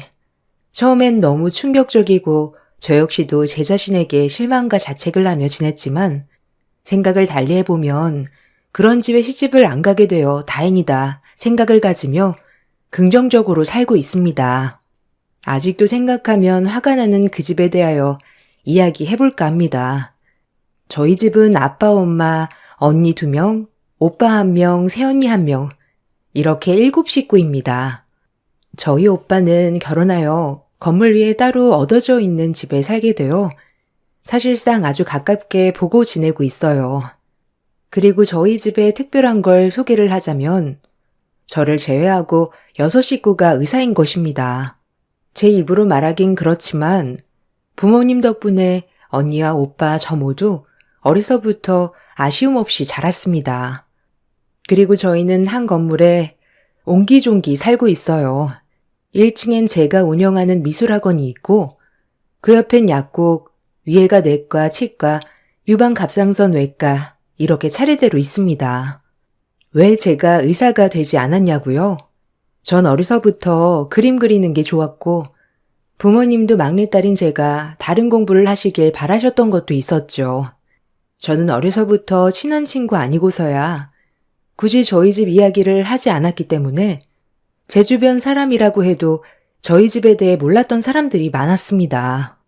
몇 년 전 우연히 소개로 알게 된 남자와 연애를 하게 되었고 몇몇 걸리는 것 빼고는 큰 단점 없는 사람이니 이 사람이면 되었겠다 싶어 결혼 준비를 하고 있었어요. 저는 남들에게 자랑을 하거나 한 번도 저희 집에 대하여 언급을 한 적이 없었기 때문에 남자친구는 제가 평범한 집안에 미술 전공을 하여 동네에서 조그맣게 미술학원을 운영하는구나 정도만 알았죠. 남자친구는 로스쿨을 진학해 변호사가 된 케이스입니다. 변호사 좋은 직업이죠. 본인의 직업에 프라이드를 갖는 것 같아 멋있기도 했었고요. 첫 만남부터 남자친구는 본인의 누나와 매형 얘기를 하며 너무 본받고 싶다. 나도 열심히 해서 그렇게 될 것이다 라고 종종 어필해 왔습니다. 매형과 누나도 변호사입니다. 매형은 검사 출신 변호사시고 누나는 똑같이 로스쿨 출신 변호사죠. 난 진짜 우리 누나랑 매형을 너무 존경해. 매형은 검사 출신 변호사라서 그런지 내가 나가는 소송에 대해 많이 조언도 해주고 공부할 땐 누나가 엄청 든든한 힘이 됐어. 그러게. 자기 말 들어보면 누나랑 매형이 자기의 든든한 멘토 같네. 매형과 누나가 선배로서 남자친구를 좋은 길로 끌어주고 좋은 영향을 많이 주었나 보다. 너무 보기 좋은 남매다라고 긍정적으로만 생각했던 것 같습니다. 그리고 오히려 남매 간의 우애가 좋아 보여 너무 보기 좋았죠. 저도 제 가족을 특별히 생각하는지라 가족애가 있는 남자친구의 이런 모습이 끌렸던 것도 사실입니다. 저 역시 마찬가지로 저희 부모님, 저희 오빠와 언니들을 존경하니까요. 남자친구가 늘 말하길 자기네 부모님은 정말 고생 많이 하셔서 우리를 키우셨다라는 말을 많이 했어요. 남매를 공부시키느라 부모님이 진짜 고생하셨다. 내가 진짜 꼭 효도를 해야 한다라고 들을 때마다 이런 말을 들으면 남자친구 부모님도 참 흐뭇해 하시겠다. 그동안 고생하신 거 다 보람 있으시겠다라고 생각하며 흐뭇하기도 했었어요. 여기서 가족들에게 저런 마음을 느끼는 남자라면 정말 결혼해서도 큰 문제 없이 잘 살 수 있겠다라고 생각했던 것 같습니다. 이게 큰 오산이었죠. 처음 만날 때부터 그는 이렇게 말은 했지만 마음은 찝찝했죠. 너 미술했으면 집에 돈 많이 들었었겠다. 너같이 애초에 공부가 아닌 사람은 딱 길을 틀어도 좋을 것 같아. 그래도 밥벌이는 하잖아. 괜히 안 되는 거 붙잡고 있다가 시간만 낭비할 수도 있는 거고. 자기야, 무슨 말을 그렇게 해. 그래도 나 진짜 피나는 노력 끝에 여기까지 온 거야. 중학교 때부터 입시에 내가 원하는 대학 쉽게 간 거 아니야. 정말 지금도 애들 가르치면서 입시 미술하는 거 쉬운 거 아니라고. 자기가 공부 열심히 해서 좋은 결과를 얻은 것처럼 나도 마찬가지라고 생각해. 아, 알지. 그냥 난 자기처럼 그래도 재능이 있어서 재능 있는 거에 몰빵해도 괜찮다는 말이었어. 괜히 공부하다가 내가 하고 싶은 것도 못하면서 이것도 저것도 아니기에 살면 안 되잖아? 나처럼 공부해서 변호사 되는 게 쉬운 것도 아니고, 공부해서 취직해서 그냥 그런 연봉 받으며 사는 사람이 태반인데, 이런 세상에 자기같이 재능 있는 게 좋아 보여서 한 말이야. 종종 들었을 때 예체능을 약간 무시한다는 느낌을 받을 때가 있었지만 그렇게 딱히 심각하게 생각하진 않았던 것 같아요. 평소엔 이런 거를 제외하곤 정말 다정다감했고 제가 예술계통이고 남자친구는 공부를 하였던 사람이기 때문에 단순히 궁금해서 그렇구나라고만 여겼던 것 같아요. 그런데 남자친구랑 만나서 부모님 얘기가 나올 때마다 그다지 유쾌하지 않은 질문들 뿐이었어요. 우리 엄마가 너 어디 대학 나왔냐고 궁금해하셔. 미술학원 운영하면 한 달에 대충 고정적인 수입이 있냐고도 하시는데, 너 혹시 수입이 들쭉날쭉한 건 아니지? 아무래도 월급쟁이들에 비하면 내 수입은 들쑥날쑥하긴 하지. 많이 버는 달이 있으면 한참 비수기인 달도 있고, 그래도 평균 금액은 거의 비슷해. 학생 수도 늘 비슷하고. 아무래도 엄마가 예체능을 시켜본 적이 없어서 자기에 대해 궁금한 게 많으신가 봐.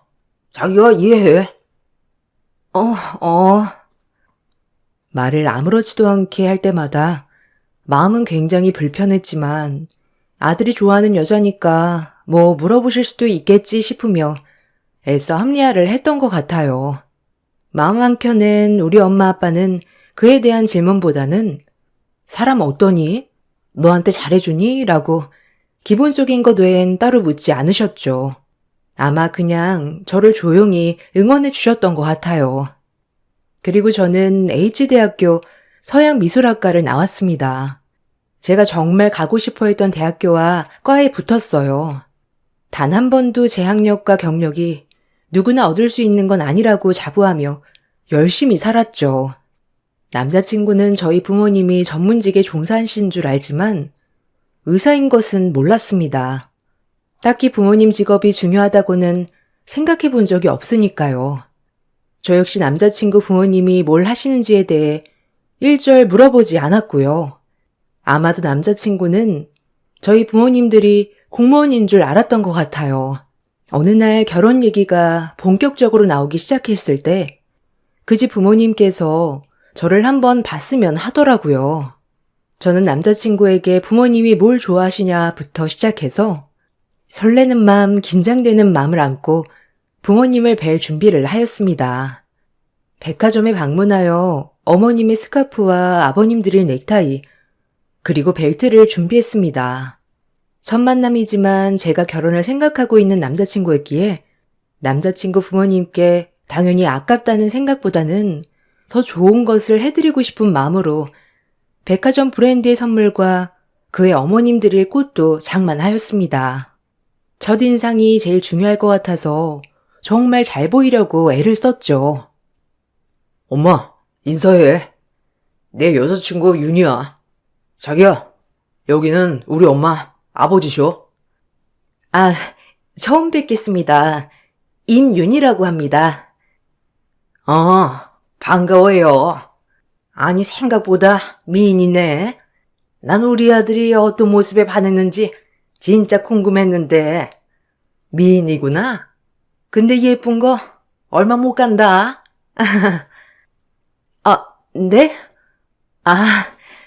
제가 어머님, 아버님 드리려고 준비한 선물이에요.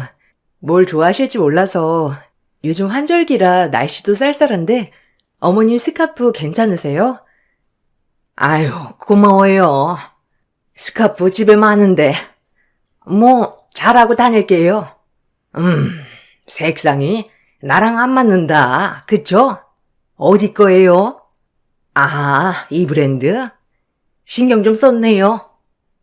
남친 아버님은 그냥 말없이 고맙다고 하셨지만 제가 처음 온 순간부터 그렇게 달가워하지 않으시는 것 같았고요. 남친 어머님은 처음부터 웃으면서 비아냥대는 것 같았습니다. 이때까지 둔한 저는 원래 합법이 저러신가? 라고 생각하며 어른들이니 그냥 넘어갔습니다. 남친 부모님들과 식사를 하면서 무례한 질문은 계속되었어요. 아니, 우리 아들은 진짜 변호사님이고, 난 같은 법 쪽의 사람 만나길 바랬거든. 근데 갑자기 미술한다고 해서 놀랬잖아. 아, 말은 나도 되죠? 우리 아들보다 어리니까. 얘네 누나 얘긴 들었죠? 같은 변호사 만나서 지금 말도 잘 통하고 얼마나 좋아? 이게 수준이 맞아야 한다니까, 서로. 그게 쉽나 어디? 하여튼 내가 그린 말을 했건만. 저기 어머님 아버님은 뭐 하셔? 아니 미술 공부만 한 거면 딸 하나만 미술 공부 시키신 건가? 뭐 어려서 공부는 딱히 많이 안 했어도 되잖아, 미술은. 안 그래? 네? 어려서부터 그래도 미술을 해서 재료값이라든지 입시 비용이라든지 저희 엄마 아빠도 뒷바라지 많이 해주셨죠. 진짜 이게 웬 미친 소리인가 싶기도 했어요. 처음엔 저 말을 듣고 절대 한마디도 편들어주지 않는 남친을 보며 지금 단단히 잘못되어 가고 있다고 느꼈습니다.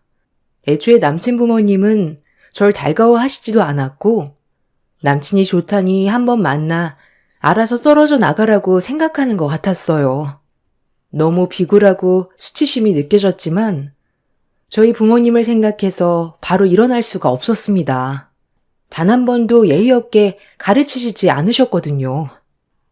난 결혼해서 우리 아들이 힘들게 처자식 먹여 살리는 거 정말 반대야. 윤희 씨도 일은 할 생각이지? 힘들게 공부해서 내가 그러라고 장가 보내는 것도 아니고 결혼하면 신랑한테 기대지 않을 정도의 벌이는 되고 우리 딸이야. 뭐 변호사님이시니 남편한테 전혀 부담도 안 주고 에휴 나도 변호사 며느리 보나 했더니 네, 저도 당연히 일을 놓지 않을 생각이고요. 지금 들어보니 어머님께서는 저를 별로 달가워하시지 않는 것 같네요. 저도 제 직종에서 공부하는 만큼은 다 했고요. 어디 가서 직업에 대해 비난받을 정도는 절대 아니라고 생각합니다. 식사는 감사히 맛있게 먹었습니다. 자기야, 엄마는 그런 뜻이 아니잖아. 그냥 요즘에는 여자들도 일을 하는 추세니까 그런 말씀을 하신 건데. 남친 입에서 젖다구로 말이 나오자마자 눈물이 후두둑 떨어졌습니다. 그 자리에서 감사히 먹었다는 말만 하고 서둘러 짐을 챙겨 나왔어요. 뒤따라 나온 남친은 왜 그러냐며 놀라서 그래도 이런 식으로 나가는 게 어디 있냐며 저한테 화를 내더라고요. 자기는 저런 말을 내가 듣고 있는데 아무렇지 않은 거야? 자기 어머님보다 난 자기 말이 더 상처야. 자기가 몰랐을 리도 없고 결국은 변호사 며느리 얻고 싶으신 건데 날 왜 만나는 거야? 어른들은 원래 좀 보수적이잖아. 사자 들어가는 직업 좋아하는 건 당연한 거고. 아무래도 매형도 변호사다 보니까 며느리도 변호사 며느리 보고 싶어 하셨던 거고. 그냥 보수적이다라고 이해해줄 순 없어? 내가 괜찮다고 하잖아. 너랑 결혼하고 싶고 처음이라 그러시는 거야. 너가 이해해. 우리 엄마 아빠 엄청 고생했다고 했잖아. 나랑 누나 키우는데 보상받고 싶어 하시는 거 당연한 거 아니야? 뭐? 보상? 누구 신세 망치려고 며느리한테 보상을 바래. 우리 엄마 아빠도 나 키우느라 고생했는데 그 고생은 아무것도 아니고? 난 자기도 의심스러워. 그동안 했던 말들 다 어머님 입을 통해 나한테 하고 싶고 묻고 싶었던 말 아니야? 가끔 기분 나쁜 얘긴 몇 번 있었어도 대수롭지 않게 넘겼어. 자기도 예체능에 대해 아예 모르니까 그냥 궁금해서 그렇구나. 근데 이 결혼 진짜 아닌 것 같아. 그만 만나자. 지금 너 선 넘는 거야. 나 정도 되는 남자 어디 가서 만나기 힘들다는 거 너도 알잖아. 너 지금 너무 격해져 있으니 좀 수그러들고 얘기 다시 하자. 입이 떡 벌어졌습니다. 진짜 어디 이런 막말을 할까요? 그 길로 더 이상 말이 통하지 않는다는 걸 깨닫고 저는 저희 집으로 돌아왔습니다. 집에 들어서자마자 잘 다녀왔냐는 엄마, 아빠, 언니들의 물음에 눈물이 왈칵 쏟아졌어요. 아니, 왜 울어? 아니, 무슨 일이 있었던 거야? 좋은 마음으로 선물 사들고 가서 무슨 일이 있었어? 무슨 일이야? 야, 왜 그래? 무슨 일 있어? 얘 무슨 서름 당하고 온 것 같은데? 변호사 며느리 원한대. 아니, 내 앞에서 변호사 며느리 원해. 오늘 나 보잔 것도 일부러 부르신 거야. 나보고 알아서 떨어져 나가라고. 제 말을 듣자마자 아빠는 노발대발 하시며 찾아간다고 하셨고, 엄마는 같이 눈물을 떨궜습니다. 하나밖에 없는 애지중지 막내딸, 귀엽고 하고 싶은 거 다 하게 해주시고, 곱게 키워 어디 내놔도 부족하단 소리 들어본 적 없는데, 처음 본 사람들한테 이런 무시를 당하다니요. 언니들은 아주 길길이 날뛰고, 전화번호 대라는 둥 집도 아수라장이 되었죠. 그날 얼마나 울었는지 모릅니다. 뜬 눈으로 밤을 새웠고 그 후부터 남자친구의 태도도 곱씹게 되며 남자친구의 연락을 철저히 차단했어요. 제가 연락을 받지 않자 다음날 미술학원으로 찾아왔습니다. 왜 이렇게 연락이 안 돼? 내가 엄마한테 뭐라고 했어. 생각해보니까 내가 너무한 것 같아. 너 혼자 어색했을 텐데 너 편은 못 들어주고 내가 미안해. 그러니까 화 풀어, 어? 난 자기랑 할 말 없어. 난 어제 자기 태도에 너무 실망했고 자기 태도를 보니 알겠더라. 결혼하면 내 앞날이 훤히 보이더라고. 앞으로 계속 무시하실 텐데 나보고 그걸 견디라고? 내가? 왜? 첫 만남에 저렇게 무례하신데 며느리 되면 얼마나 더 하시겠어. 나는 마음 정리 다 했어. 너무 극단적으로만 말하지 마. 아무래도 나 힘들게 키워오신 분들이니까 원하는 며느리 얻고 싶은 건 당연한 거잖아. 어제 엄마도 아차했어. 네가 마음 좀 풀어. 내가 잘할게, 어? 하루 이틀 제가 연락이 되지 않자 미술학원에 찾아오는 빈도는 잦아졌고 그럴 때마다 저를 설득하는 남친이었습니다. 그러다 보니 문득 이런 생각이 들었어요. 과연 우리 집안에 대해 알고 나면 어떤 생각을 하실까? 그렇게 남친과 남친 누나, 변호사라고 저를 그렇게 무시했는데 과연 저희 집안이 의사 집안에 건물 몇 채나 있는 집인 걸 알게 되면 절 그렇게 대할 수 있는지도 궁금해졌습니다. 일단 남자친구에게 알겠다는 말과 함께 본격적으로 다시 만나게 되었어요. 다시 만난다고 해서 제 마음이 변한 건 아니었지만 그래도 중간에 남친 부모님께서 조금이라도 변하게 된다면 마음이 달라질 수도 있겠다 생각도 했습니다. 마음을 풀고 다시 지냈을 땐 결혼 얘기도 더 적극적으로 오갔고 그러면서 남친 부모님과 저희 부모님을 뵙는 시간이 많아졌어요. 한 번은 남친을 저희 집에 초대했는데요. 부모님도 제 우는 모습을 보고 내켜 하시진 않았지만 그래도 제가 좋아하는 사람이니 마음을 열고 다가가려고 하셨어요. 그런데 남자친구가 가져온 선물은 대박이었습니다. 우리 집을 어떻게 본 것인지 몰라도 처음 만나는 여자친구 부모에게 사과 한 박스라니요. 진짜 제가 뭘 가져온 건지 눈을 다시 의심만 했습니다. 아무래도 저와 차이나는 결혼이니 이런 선물 준비했다고 생각을 안 할 수가 없게 되더라고요. 하지만 저희 엄마 아빠는 선물에 대해서는 고맙다고 받아두기만 하셨고 싫다는 내색이나 표현은 일절 없으셨어요. 딸 때문에 엄마 아빠까지 이런 대접을 받는 것 같아 너무 죄송했고요.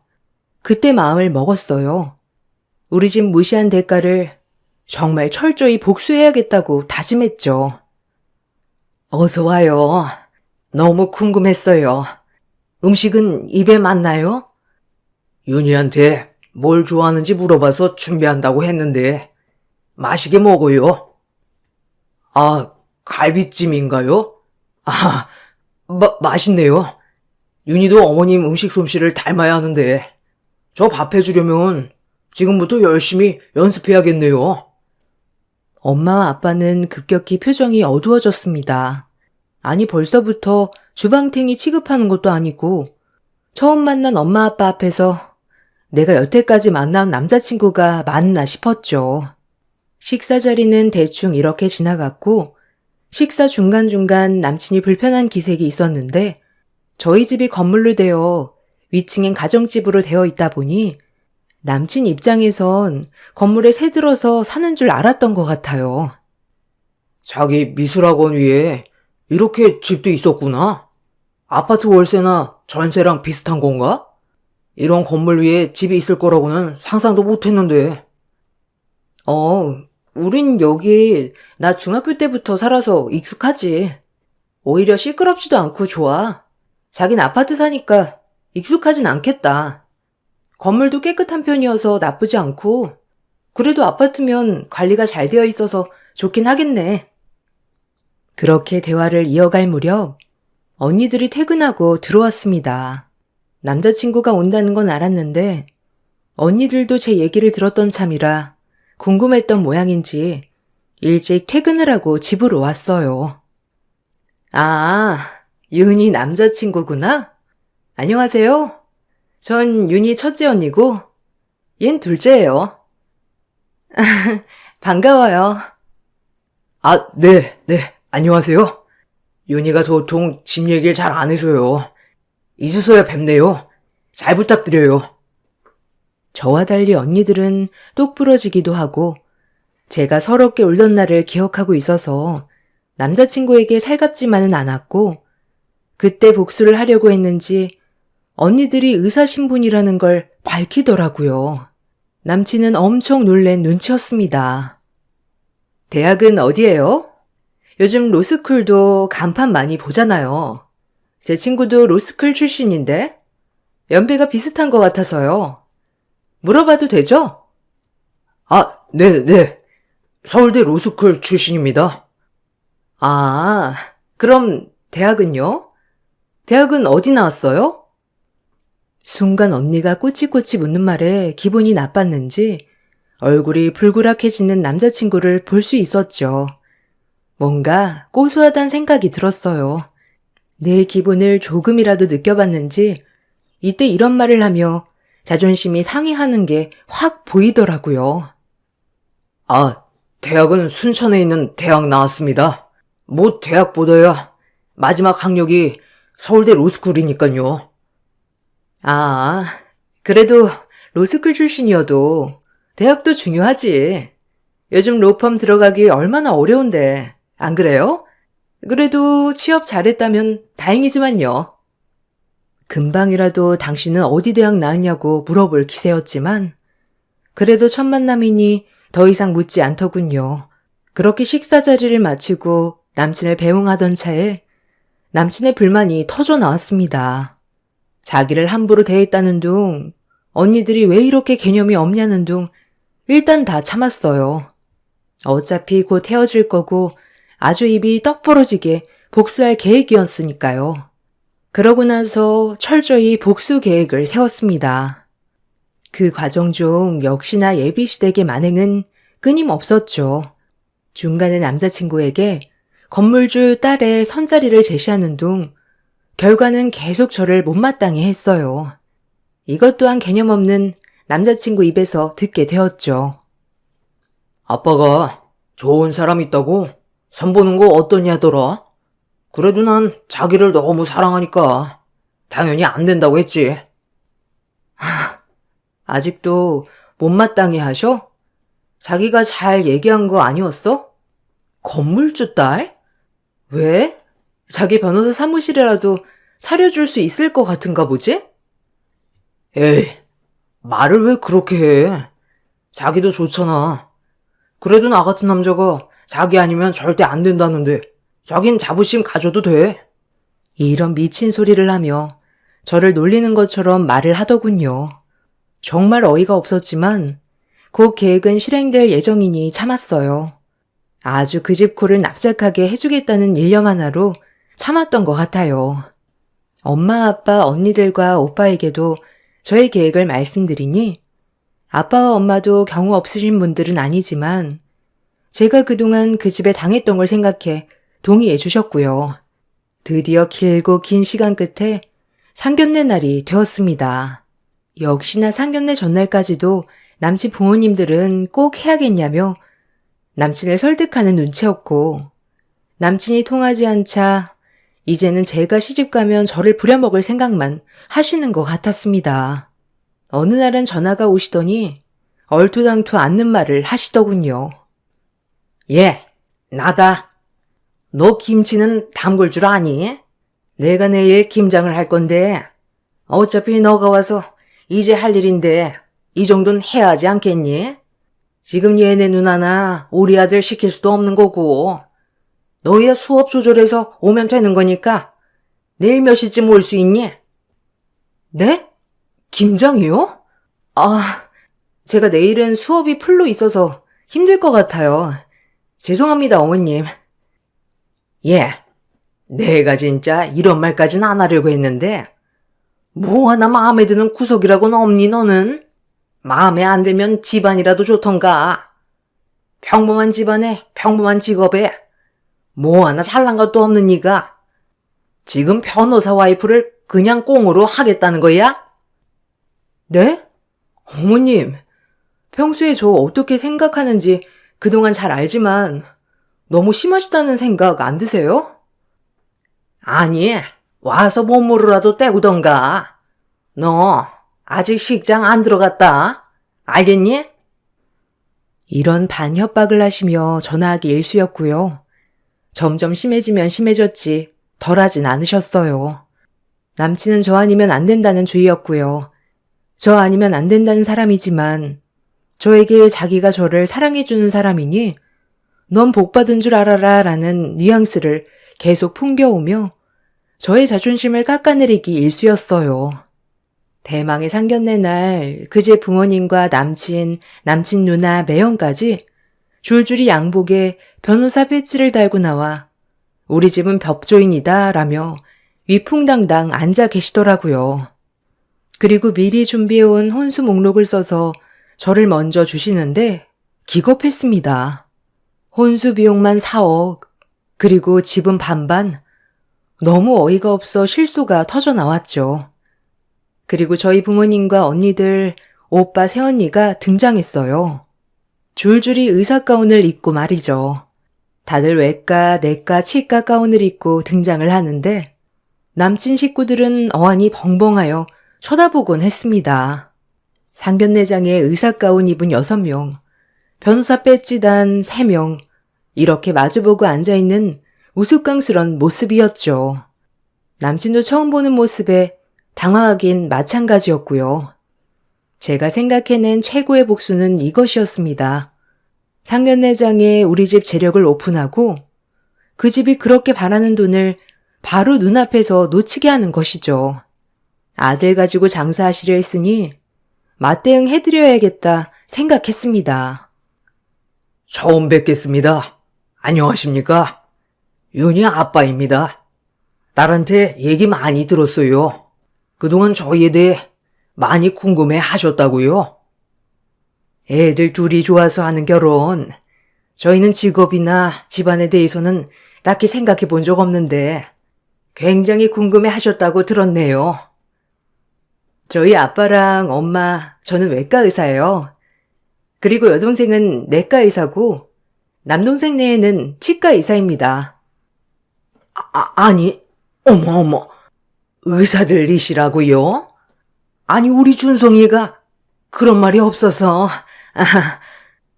아이고, 이런 귀하신 분들이 그럼 우리 세기만 특별히 미술 공부를 가르쳤군요. 어쩐지 특별해 보이더니만. 어머머, 아마 우리 아들 머리랑 사돈댁도 머리들이 좋으시니 우리 손주들 머리 걱정은 없겠어요. 우리 며느리 닮아 손재주도 좋을 거고요. 사람이 이렇게 변하는 거 보고 이 결혼 하지 않아야겠다고 생각한 제 자신에게 정말 괜찮은 선택을 했다고 생각했네요. 오히려 저런 반응들을 보니까 정이 뚝 떨어졌어요. 저희 집은 저 결혼하면 저희 앞에 있는 조그만 건물을 혼수로 해주실 예정이었어요. 그런데 이제 그럴 일은 없겠네요. 어머님 혼수 목록을 보니 저에게 너무 바라는 게 많아서 제가 왜 이렇게까지 하면서 결혼해야 하는지 의문이 드네요. 무슨 말이야, 너? 자기야, 그리고 이런 일은 나한테 미리 얘기했어야지. 놀랬잖아. 다 의사셨어? 그리고 건물 얘기는 또 뭐고? 내가 조그만 건물들이 몇 채 있는데 이걸 우리 자식들 결혼 선물로 하나씩 주고 있네. 그래서 우리 윤희도 그럴 예정이었는데 윤희 마음이 변했다니 그럴 일은 없겠군. 아니 사돈. 아니 이게 다 무슨 말이에요? 윤희야, 갑자기 무슨 소리니? 지금 결혼 날짜 잡으러 나온 거 아니었어? 아니요. 저는 이 결혼 못합니다. 오늘 파혼 통보하러 나온 거예요. 어머님, 아버님 아들, 그리고 잘난 따님 사위. 제가 어찌 그 집에 끼겠어요. 전 파혼합니다.